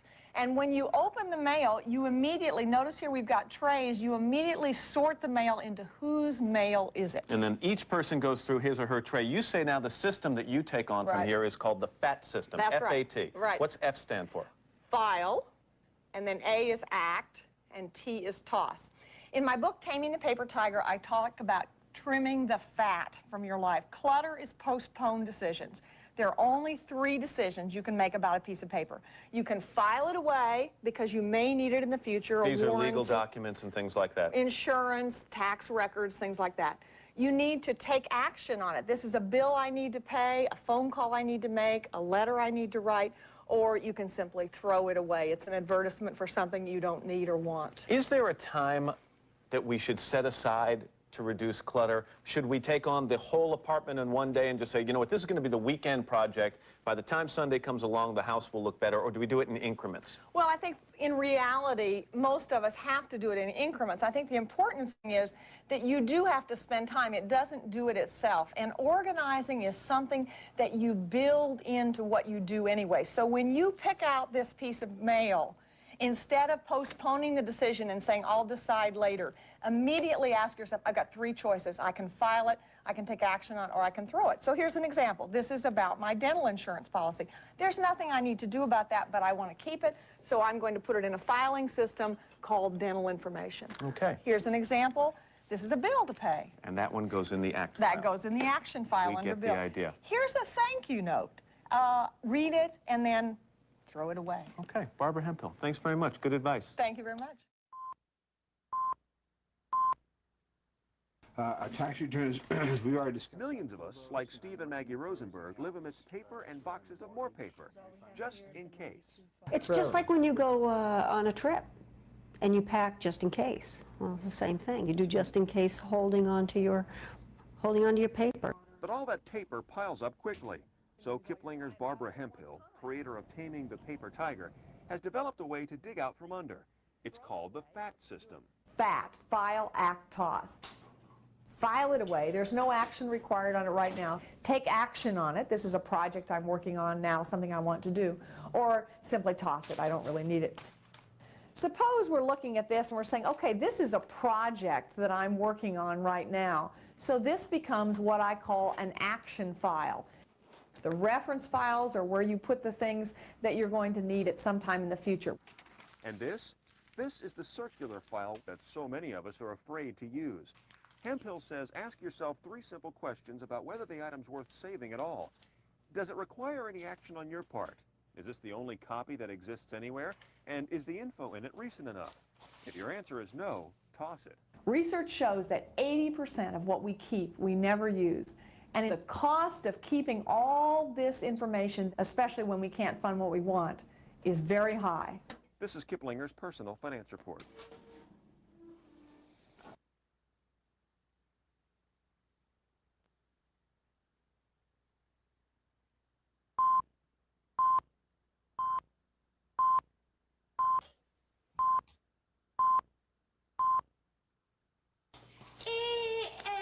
When Maggie Rosenberg goes on the road with her children's music show, she comes back with piles of disorganized boxes. Reorganizing for the next road show would be less of a nightmare if she used a computer. And a program like Kiplinger's Taming the Paper Tiger, created by Barbara Hemphill, is geared to doing just that. You simply attach a number to something, whether that number is a file folder or a box, and then you go to the computer and tell the computer what that number means. Why a number? Because, says Hemphill, there are too many words for the same information. The same file could be called automobile, car, Chrysler, transportation, or vehicle. And if I call it automobile the first time and then 6 weeks later I look for it and it's transportation, or somebody else is looking for it and they look for vehicle, they're not going to find it. This scares people because they say, oh, if I just opened up my file drawer and all these numbers, that wouldn't mean anything. Well, right in the front of the file is a printed out list of the names of the files in alphabetical order. A good system for Maggie, with all the props and contacts she needs to maintain. Or for her husband Steve and his financial planning business. Still, the Rosenbergs have stayed away from computers. They don't like the thought of being paperless. But saving paper is not the purpose of computers. It's to save you time and effort. It's about improving the quality of your life and your work, because it's very stressful when you can't find what you want. This is Kiplinger's personal finance report. She says you can figure out what to keep, what to toss, and how to find it exactly when you need it. Meredith and Barbara are standing by in Meredith's dressing room. Welcome. Yeah, thanks, Joy. I'm not sure I appreciate that little setup. Thanks so much. Well, this is National Get Organized Week, and the truth is, I am a slob, and Barbara, you found that out for yourself. But how do you get organized when you just don't have it in you?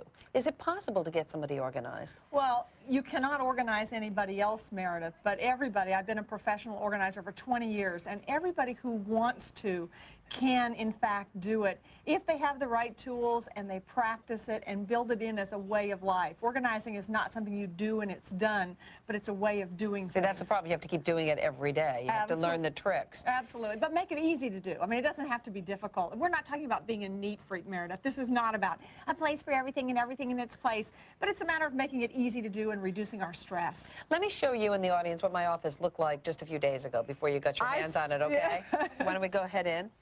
We'll be able to look up on that monitor while the audience is seeing it. Well, how would you describe it? Well, what you're seeing here is that clutter is postponed decisions, and there are lots of postponed decisions. There are piles of things.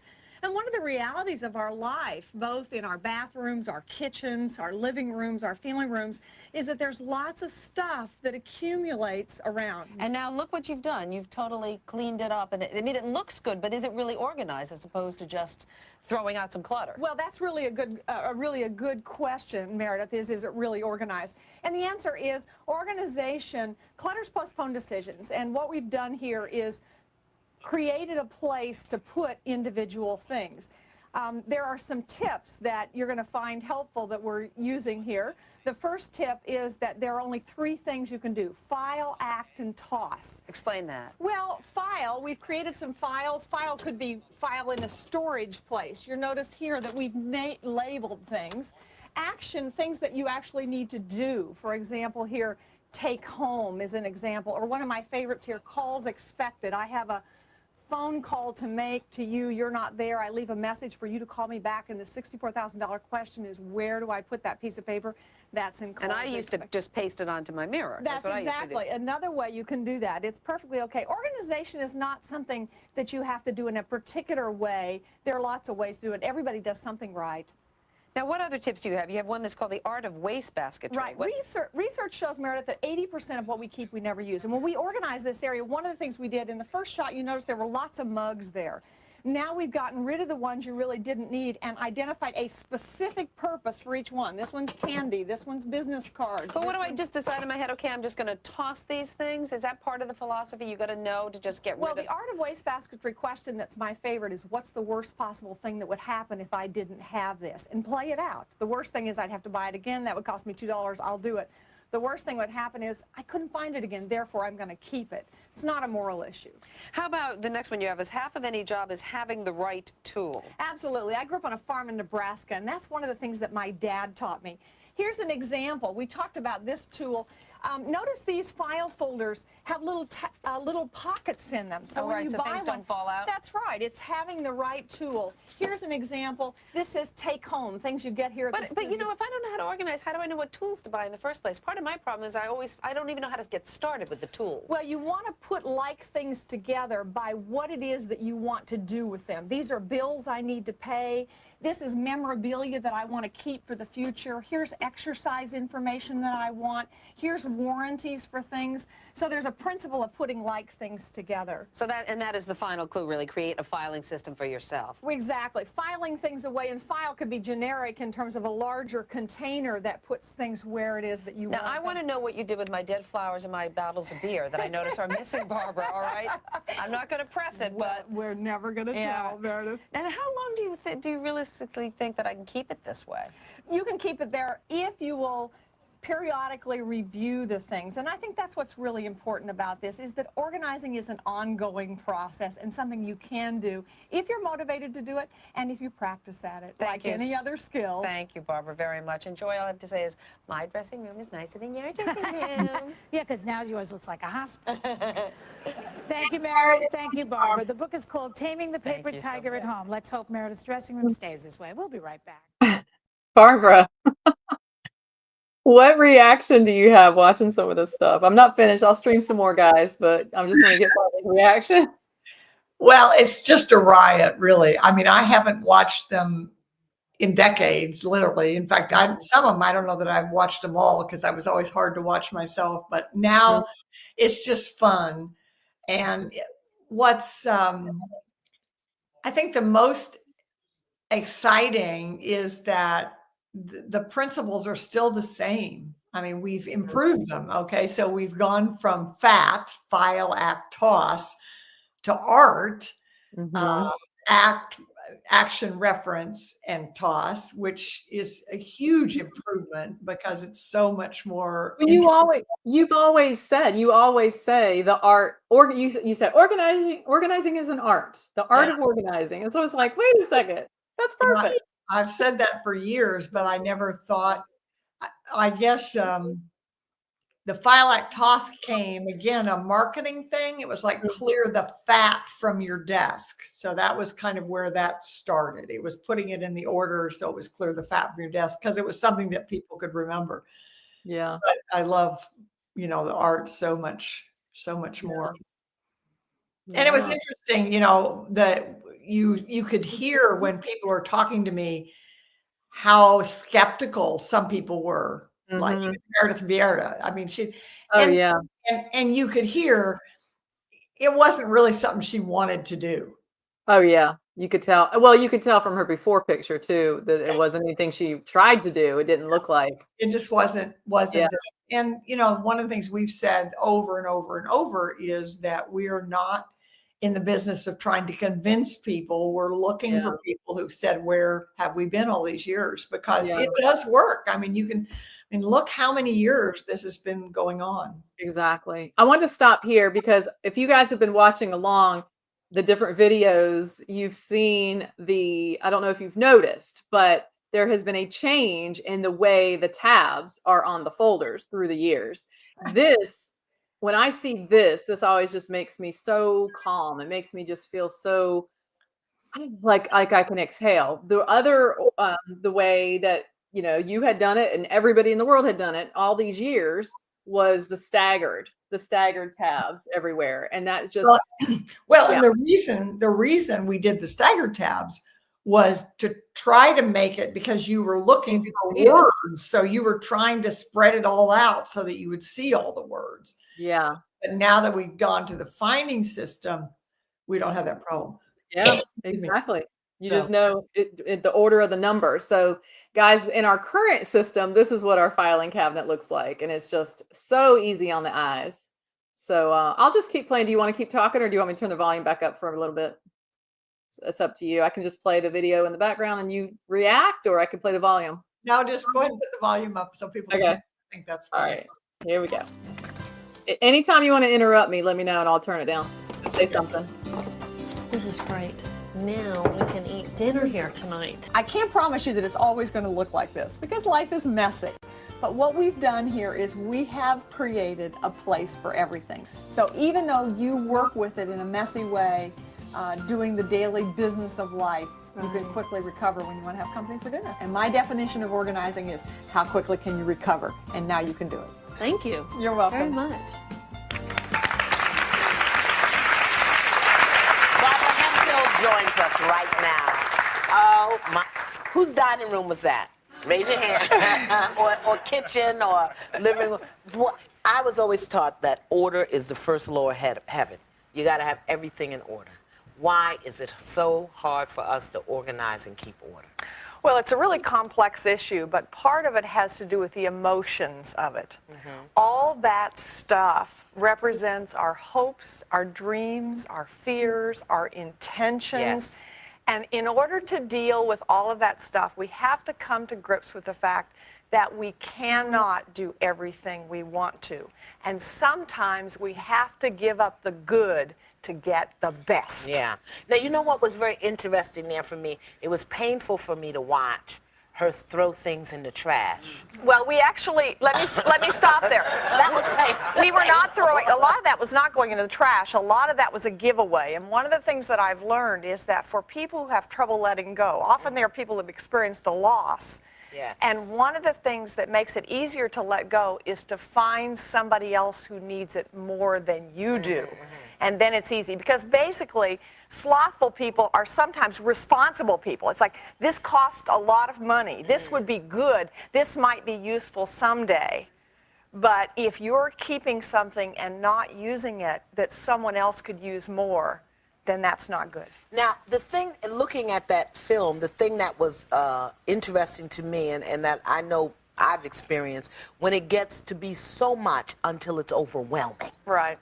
And then you say, I just can't do anything at all. Well, one of the things that Nanette needed desperately, which everyone needs, is you need a place in your home to be the management center for the business of life. You can't run a business without an office. You can't run life without an office. And she didn't have one set up there. So that was where we started. And it has to be a place you like to be. So this is where you would put everything that you need to run your life. That's so right. It doesn't have to be a whole room. No, it could absolutely. Be a box. I've done an office and a closet. I've done a very small front hug closet where we put in the things that they needed to do their business of life. Okay, that's good. Ladies, if you want to know whether or not you've got sloth issues, pick up your purse and look in there.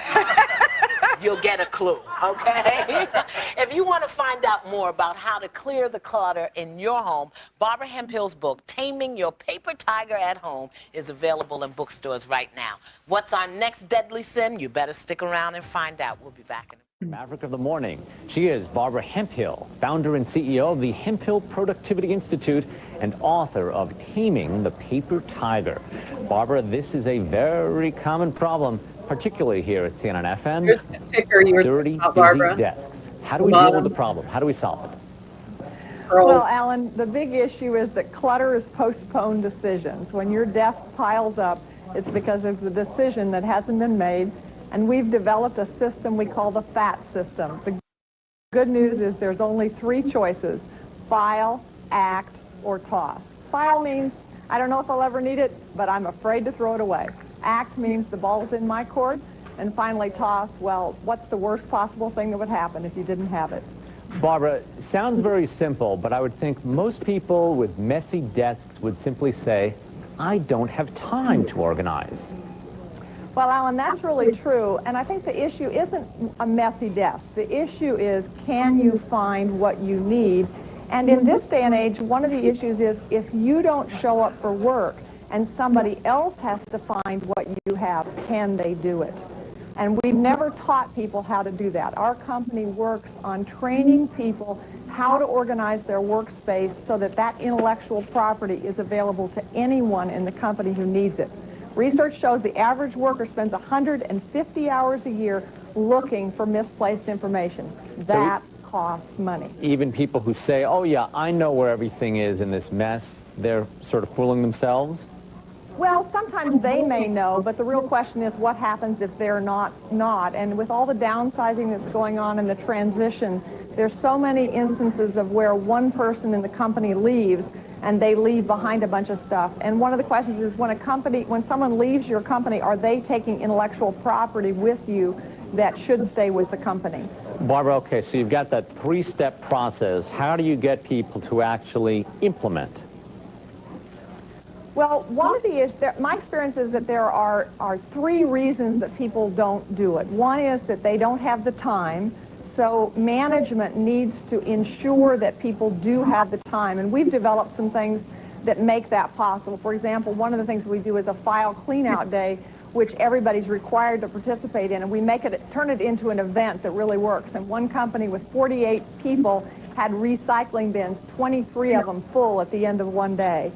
Second is people don't know how to do it, so we offer training programs to teach people how to decide what they should keep and what they should throw away. And 3 is people don't maintain the systems that they set up, and often that's because they don't have the right tools.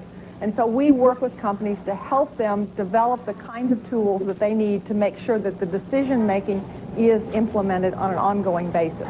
Barbara, hi. I've never been happier to have somebody on such as yourself. And not that I need it, of course, but are people becoming more productive? Are they cleaning their desks more? Is there I mean, Alan Greenspan talks about productivity in a more general sense, but are we becoming more productive as a society, at least in this context? Well, I think in this business world, it's becoming more important that we be productive. Unfortunately, you know, we were told that this was going to be the paperless age.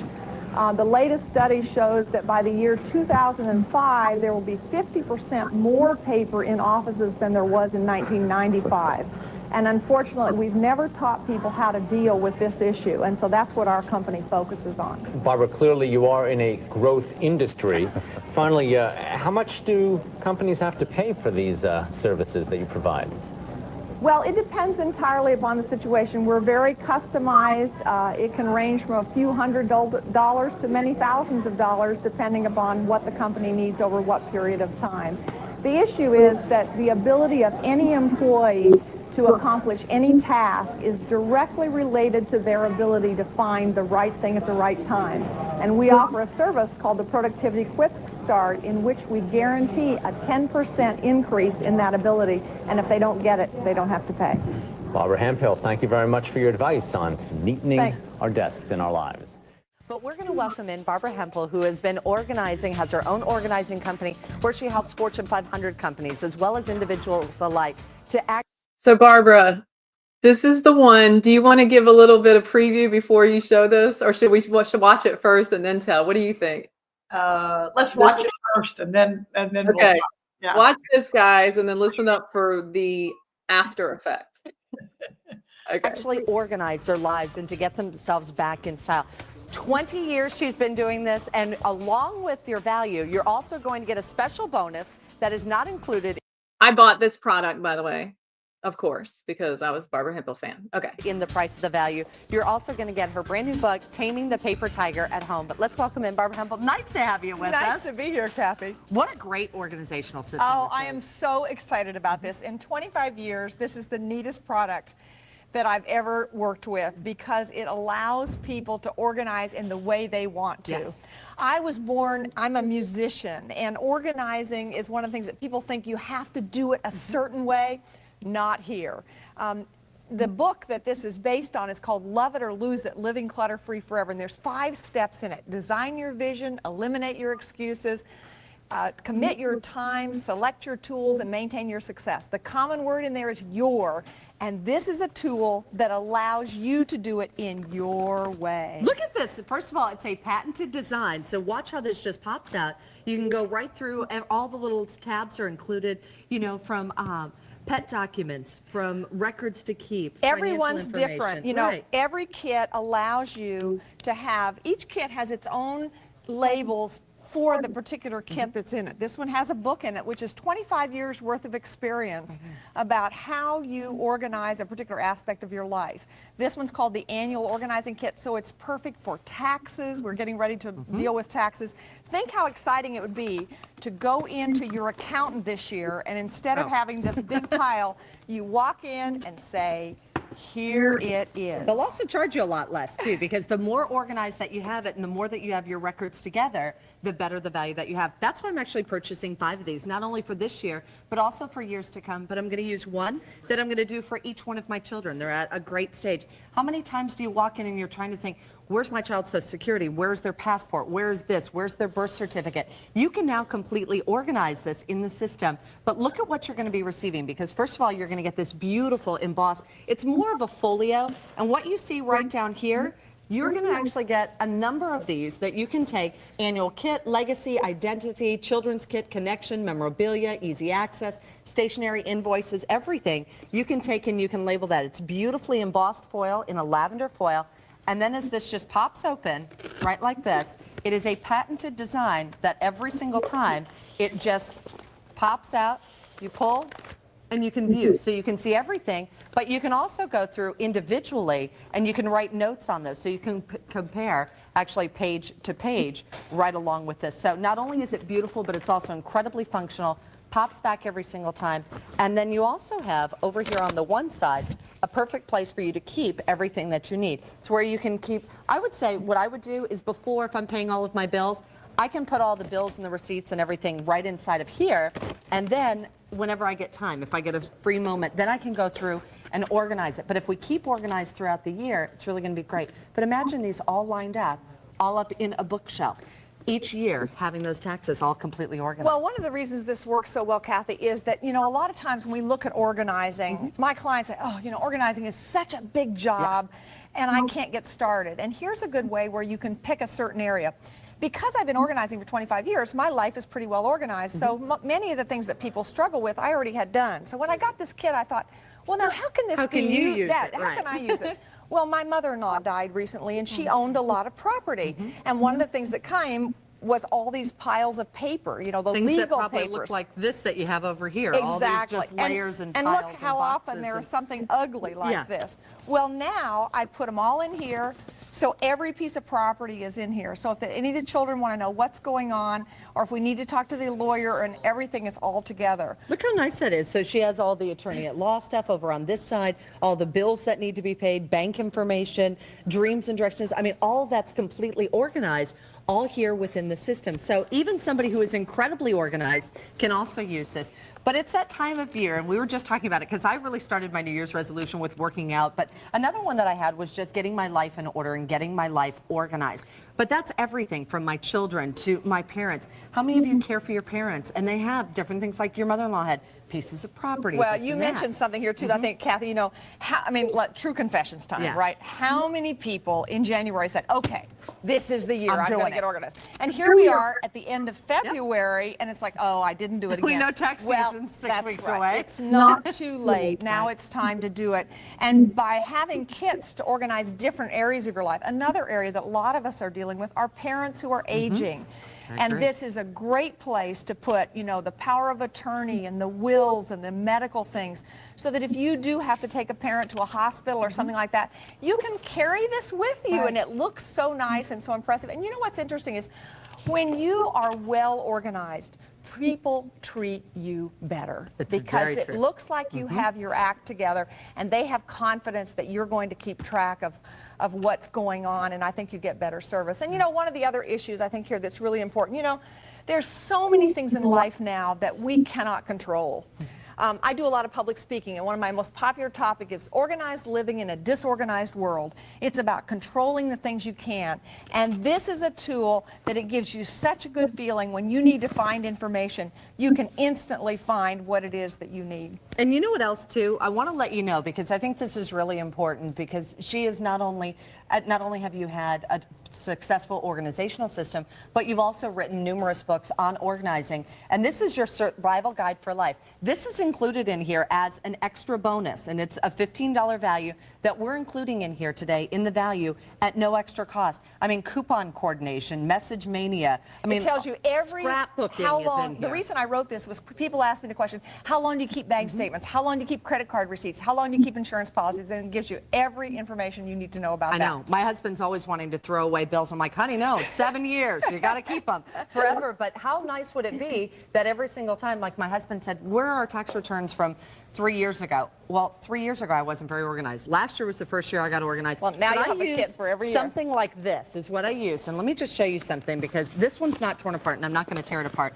Mine along the sides, all of these things are pulled off and popped off from the sides, because this is a paper organizer. This is a beautiful hardbound folio is what you're getting. So imagine this, just right up on the counter. This is something that I would leave just even out, because you can see New View by Hemphill Gallery, and here it says connection on this one. But all of these different labels, this could be a scrapbook for you, even if you want to start getting everything in order for all of your scrapbooking needs as well. That's another thing, because why don't we do our scrapbooking? It's because we're overwhelmed. Right, We have all the exactly. pictures sitting in a box. Well, even if you wanted to do this, there are 12 different folios on the inside of this, so you can easily take, and you could do, the first one could be January, February, March, so you can do it by month, or you can actually do it by individual tasks that you're going to have. But this is what I loved about it. Not only does it fold out like this, you can also fold individual pages. So you can go through them all individually if you need to do that as well. And then it just pops back in here every single time, completely organized. So. You know, one of the things is that so many of the things related to paper are so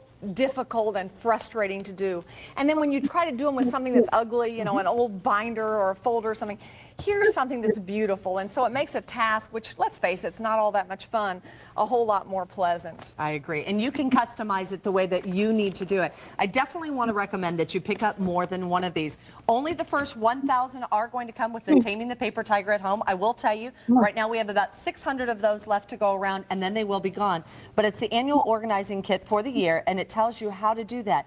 All the fun for under $100, highlights from the past decade, how to do that, family focus, your ideal life, how to get things in order, credit records, bills paid. If you find that you're actually in debt, what you'll find is by organizing, you can actually get yourself in a much better state. Just realizing what you spend on a monthly basis on frivolous things. If you wanted to use this for diet records, you could do it. I'm going to put one for each of my kids because they just have so many great things and all these great papers that they bring home. And what am I doing? I'm putting in this huge box. There's no organization to it. They're going to get damaged over the years. This way I can keep them safe and secure. Well, Kathy, a lot of people say, you know, this is the book that this is based on, Love It or Lose It, which we also have available today, too. Right. And we talk in here about the clutter trap. And the clutter trap is a state of accumulative disorder that affects your spiritual, your financial, your emotional, and your physical life. You know, when your physical things are disorganized, you are disorganized. And this is a tool that allows you to organize all the different parts of your life piece by piece so that you keep getting better and better every day. And that's what it's about. It's about progress. And what about if you're building a home? Maybe you're thinking, you know what, I want to get out there, I want to build a home. Getting involved in the development, the different stages. When things were promised to you, how many times does somebody say, hey, that'll be done in February? And then lo and behold, one of the things that you can do just by organizing and saying, you know what, if it's not done in February, by the end of February, what kind of a discount am I going to receive? Get them to sign it off on a piece of paper, put it inside of the file folder, and you say, hey, you know what, my bathroom tile's still not completed. You now owe me a 10% discount. Things like that that will end up really saving you a huge fortune in the future. Plus at $29.95, this is going to be ideal for anybody who's looking for a great way, particularly for the taxes. And some of you might be saying, hey, well, I already did mine. Well, you're starting on next year already, right? We've had January, we've had February. Why not get that organized completely? You can do it by month, Absolutely. or you can actually take and you can do it. I love it. I'm getting one for next year, one for this year, two for my kids, and I figured if I could think of 4 immediately, I may as well get a 5th one because I know somewhere along the lines I'm going to come up with another idea. So. Well, I think a lot of the value here, which we don't want to underestimate, is how much, there's 25 years of intellectual property in here. I have worked with thousands of people, and these are things that really work. It's outstanding. Thank you so much, Barbara. I'm happy to hear you here. All right, we do want to let you know, stay online for it. We are already well over 500 now gone. We have another few hundred of you dialing through, so stay online. We'll be able to get yours, but make sure you get more than one of these. I think you're going to be really well pleased with it. Okay. Decided to do something about it. Oh wait, So I'm going to come back. I'm going to come back to him because this is a good one. Barbara, let's talk about that product. And you said I get a knot in my stomach just watching this. Tell us about that. Yeah, I really do. I put this together, the company. I love the company and the people who helped me put it together. But I realized this is a case of where I let greed take over when I shouldn't have. This company had worked with a very, very successful woman who became a multimillionaire with her products. And when they came to me offering me this opportunity, I thought, oh, this is fabulous. But as we worked with it, I began to realize that it really wasn't functional. And as I watched her describing all the ways she was going to use it, and I think about all the times I've worked with clients in which that would never have worked. And there's one reason that it doesn't work. It's not flexible. And because one of the things that people do, and in fact, there are organizing stores that actually create more disorganization and more organizing problems than they solve. Because people buy the container, in this case, buy the folder, which is beautiful. I loved it. The functionality of it was exquisite. It was beautiful. It felt good. The quality, I mean, the quality of this product was unsurpassed. And there were so many things around it. But those folders, when you put it into categories, there were going to be some categories where you might only have one piece of paper. But then there was going to be another category where you might have 30 pieces of paper. And then there were only 12 folders. So if you've built your whole organizing system for organizing your child, for example, there is no way to identify how much space you're going to need to organize a child in a particular year. I mean, it's just not possible. So every time you create, when you're using a container to do something, whether it's a shelf in a pantry, whether it's clothes in your closet, whether it's papers in a file, there has to be a way that it can expand unless you're willing to throw things out. So, you know, with a closet, you can say, okay, I have this much closet room space and I will keep as many pairs of pants as fit in this space. I think about a client that was in a huge house and had 40 pairs of black slacks. I mean, it's like, I don't know who needs 40 pairs of black slacks. That's how many she had. And then when she moved to a very small a condo with a small. And so it's like, okay, I only have enough space for 5 pairs of black pants. I personally think we're all better off with 5 pairs instead of 40. I think one of the problems in life in general is that we all have way too much stuff. And it's partly because part of why it gives me a knot is how much pressure there was there to buy this. Don't just get 1, get 3. And we also talked about that the big box stores, the big wholesale stores are a huge contributor to clutter because you can buy 5 boxes of paper clips for the same price you could buy 1. So you buy the 5. I'm guilty. I have in my storage upstairs. At one point I had several employees and employees would buy things. I have enough paper clips up there to last for the next 2 decades. And I haven't given them away. I don't have a space problem. So when my life is over, it'll be really easy to give them to somebody else. But there's so much pressure in our society to buy. So the reason I said I get knots in my stomach was, 1, I knew that I wasn't doing a good thing, and it ultimately failed. But I always learn. And a good thing I learned here was the power of branding, because this video is when I was on the first time, and I was promoted as the Taming the Paper Tiger was the brand that was across the screen. And we sold enough products. You had to sell, 1,000 or something in order to get back on. We sold out. So we got back on. Well, I'm not sure why it was done. I don't remember that, but they took away the Taming the Paper Tiger and just did the Love It or Lose It. And we did not sell enough because that was not a brand. So the people who bought it because of the brand. So it was a very powerful lesson. So and as an entrepreneur, we've all made mistakes, some of them multiple times, but you always learn from it. And this is such an example. I'm so grateful for the opportunity. Oh my gosh, what an incredible experience it was. And I met wonderful people, some of whom I'm still friends with today, literally. But I learned a very powerful lesson that you need to only promote the things that you can really get behind. Yeah. And that the power of brand is very important. Yeah. Those are great lessons. And I mentioned that I bought this product and because I was like everything I could get my hands on that was related to organization, especially if it came from you. And I loved it. You're right. I opened up the package. It was beautifully packaged. It felt good. It was wonderful. But I put stuff in it and I had all these great intentions, but I didn't keep it up. I didn't keep using and I thought something's wrong with me. Like, oh, I just didn't get it, or I need to reboot, or something just isn't right.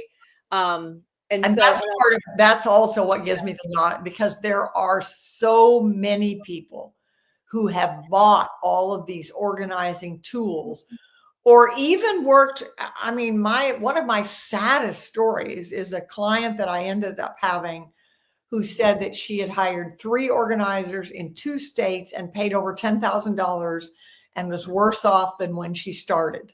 Mm-hmm. And I had actually, because she was a friend, I volunteered to give her 4 hours of my time as a gift because she was getting ready to start a new job. And I really wanted her to get in shape for that new job. And she was reluctant. Mm-hmm. And I was kind of wondering why. And she said, well, 1, I'd die if you saw my office.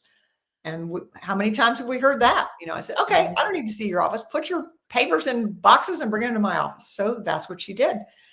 And we worked together for 2 hours. And in 2 hours, she was just like ecstatic.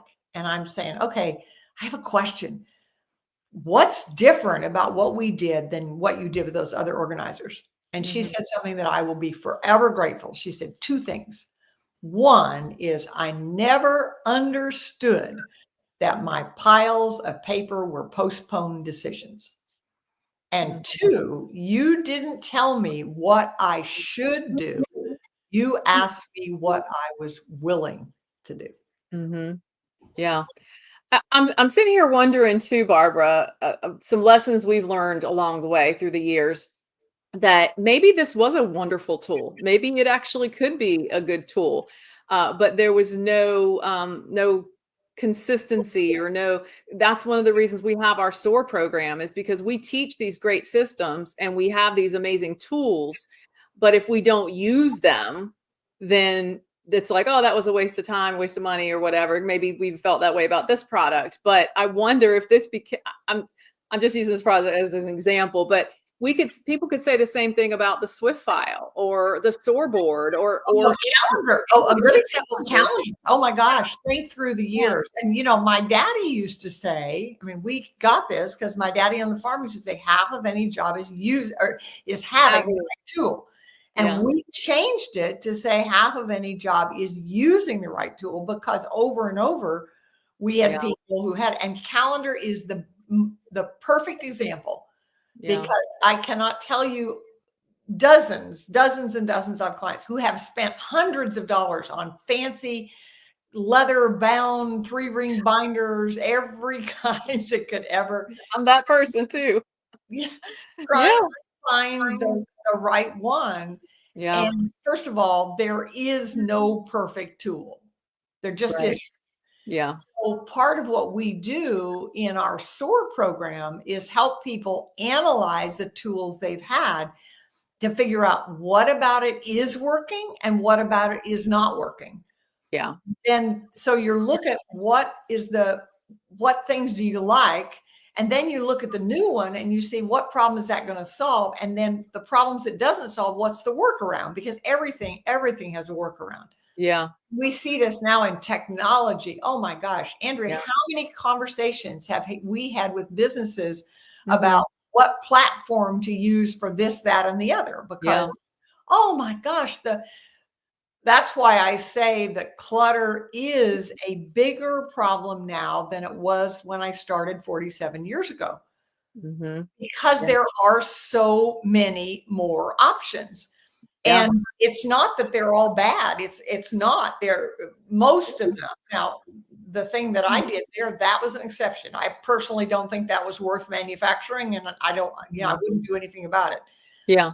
But there are some tools that are not work. They just don't work right. I mean, they're just not designed correctly. The ice maker in my refrigerator is that way. I'd like to have the engineer come and try it sometime.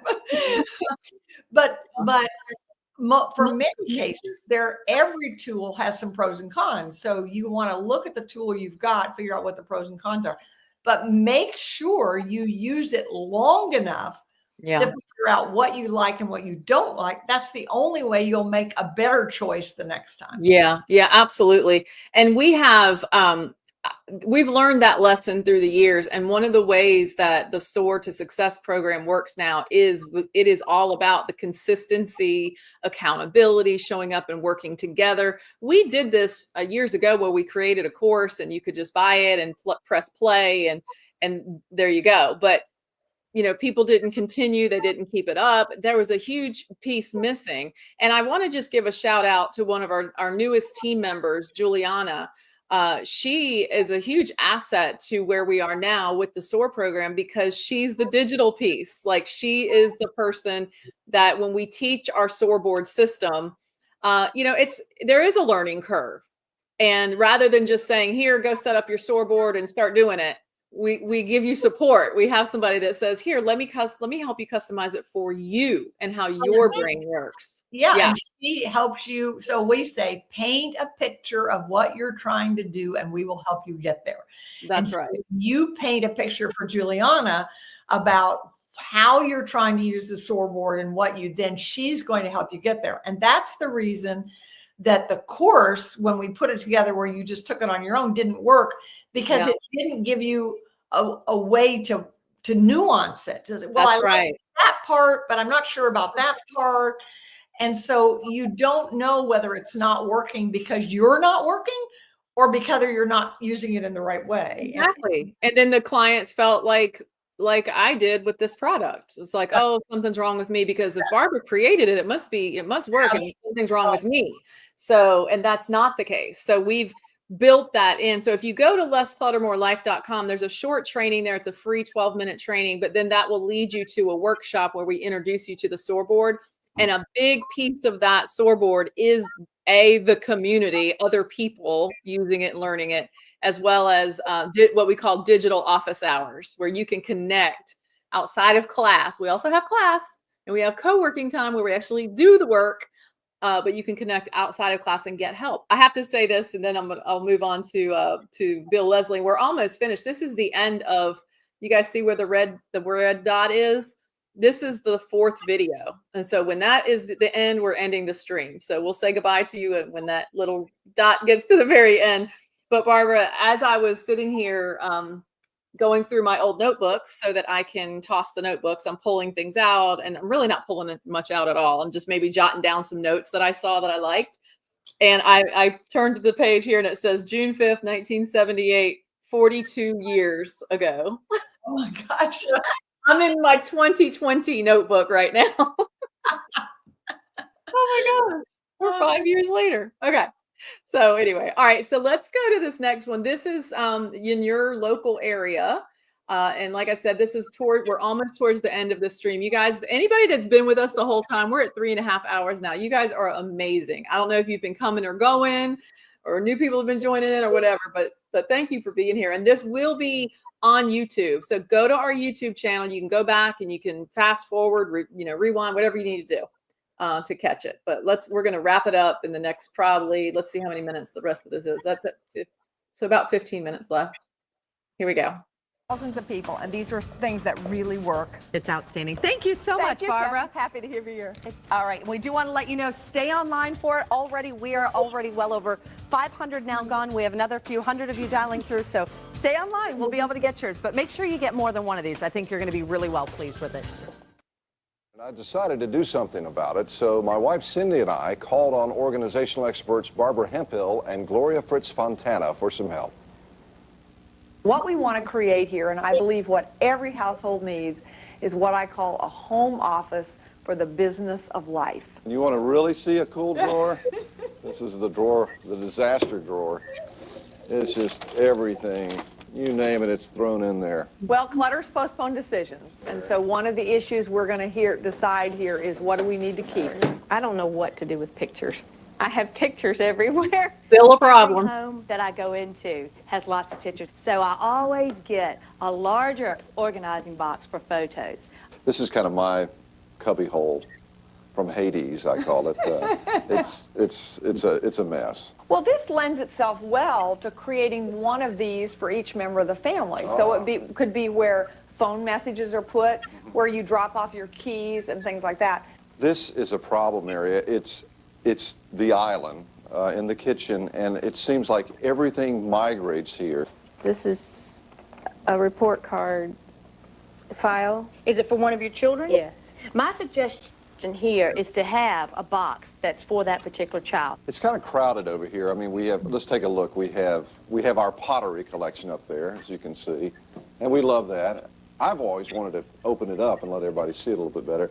But then over here, we have all of these old folders and things, and I bet we could throw half of that stuff away, if not more. This is prime real estate, and so the question is, does it need to be kept here? Cub Scouts.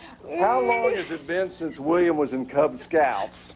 And why do we still have this folder? What we're actually doing here is sorting everything. This is something I'll probably read and probably, you can toss it out. Okay, very good, Bill. We haven't cleaned this out in a while.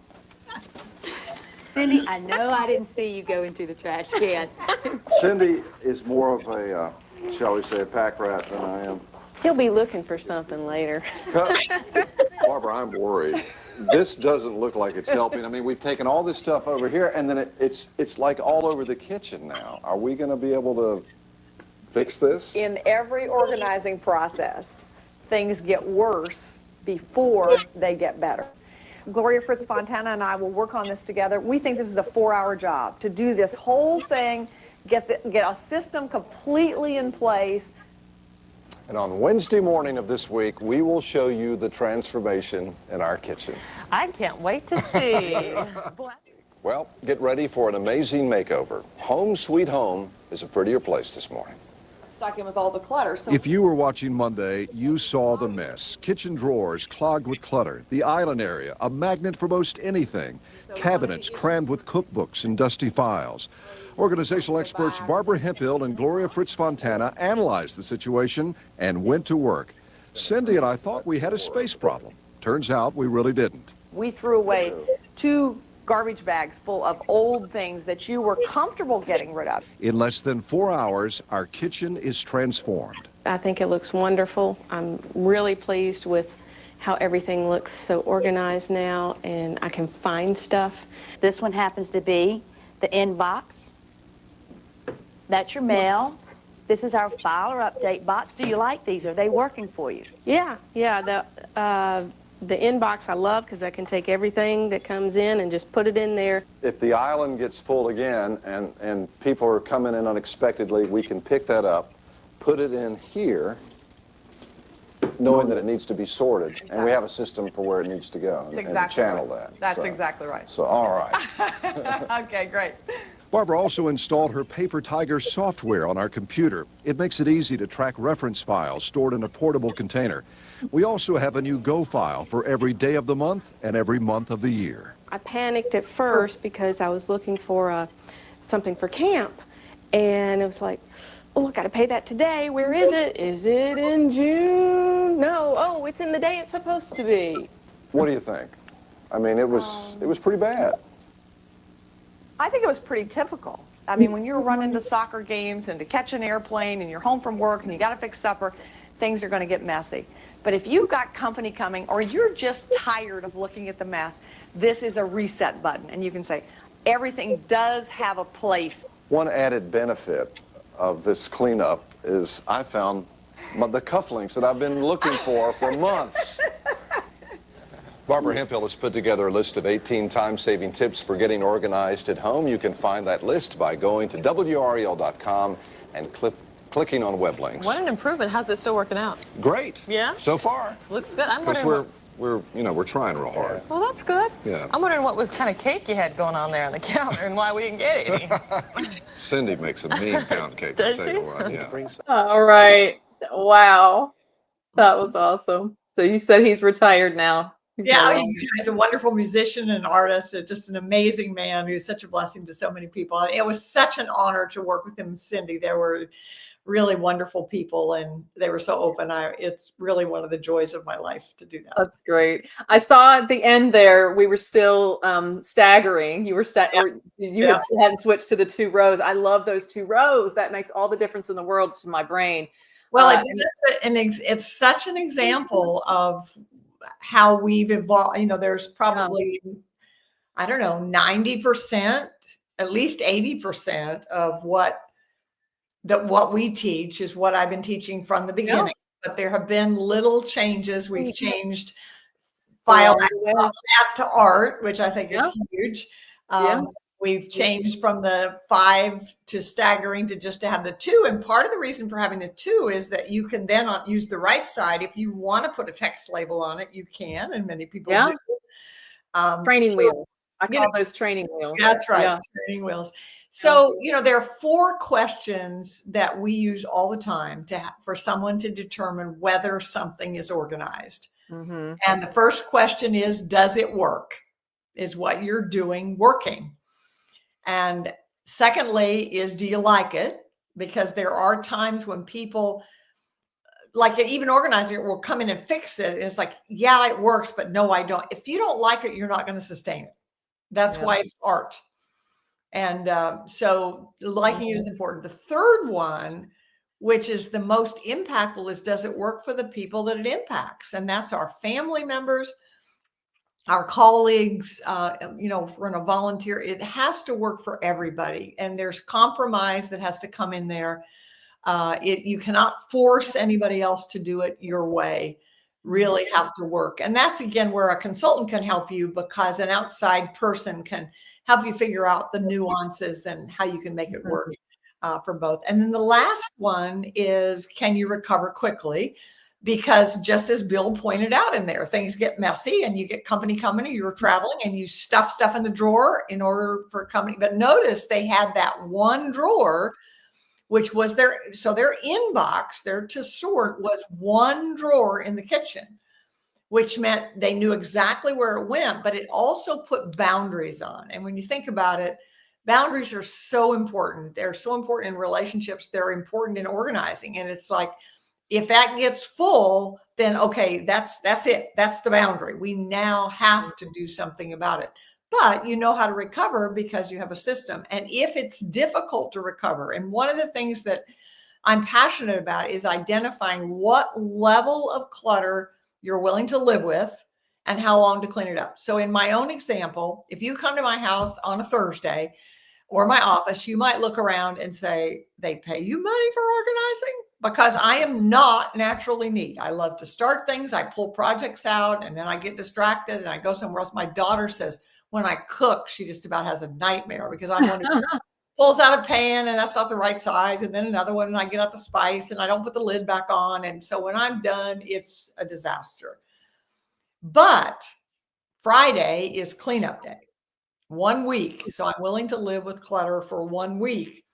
And it has to take me less than 30 minutes for home and 30 minutes for office to get things back. And if it takes longer than that, then that's a sign that there's some deeper things that I need to do. That there's something about the system that's that it's too difficult, or I'm keeping too much, or something like that. Well, I told that story to one of my clients several years ago, and he said, glad you told me that story, because his office was down in the basement of their house because his wife couldn't stand the clutter.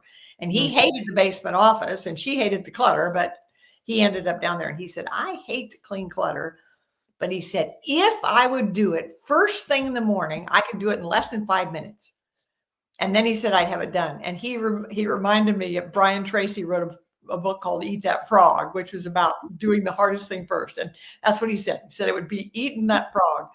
So he decided, and he and his wife made an agreement that he could move back upstairs, put his office back up there. And then his deal was that he would clean up. So his level was 1 day and 5 minutes. My level, 1 week and 30 minutes. Love it. Love it. Love it. Love it. All right, guys, that wraps up our live stream for today. Thank you so much for joining us for SOAR into the Future, Master the Art of Organizing Information with Barbara Hemphill, the Paper Tiger Lady, 47 years today. And if you will go to lesscluttermorelife.com, if you're not already on our mailing list, that will get you on our mailing list, and you'll get all kinds of fun stuff and what to do next. So go check that out and make sure, please, like this video and subscribe to our channel and pass this on to anybody else that you think it would be helpful to. I think I got a comment coming in. Let me check real quick.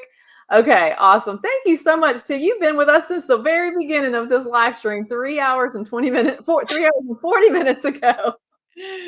Thank you, Tim. So I hope you guys were doing, I mean, were you glued to the computer, or were you sorting? Were you organizing? Whatever you were doing, we're glad you were here. It was lovely to watch all the videos and have Barbara share. Thank you. Awesome. Thank you, Kavita.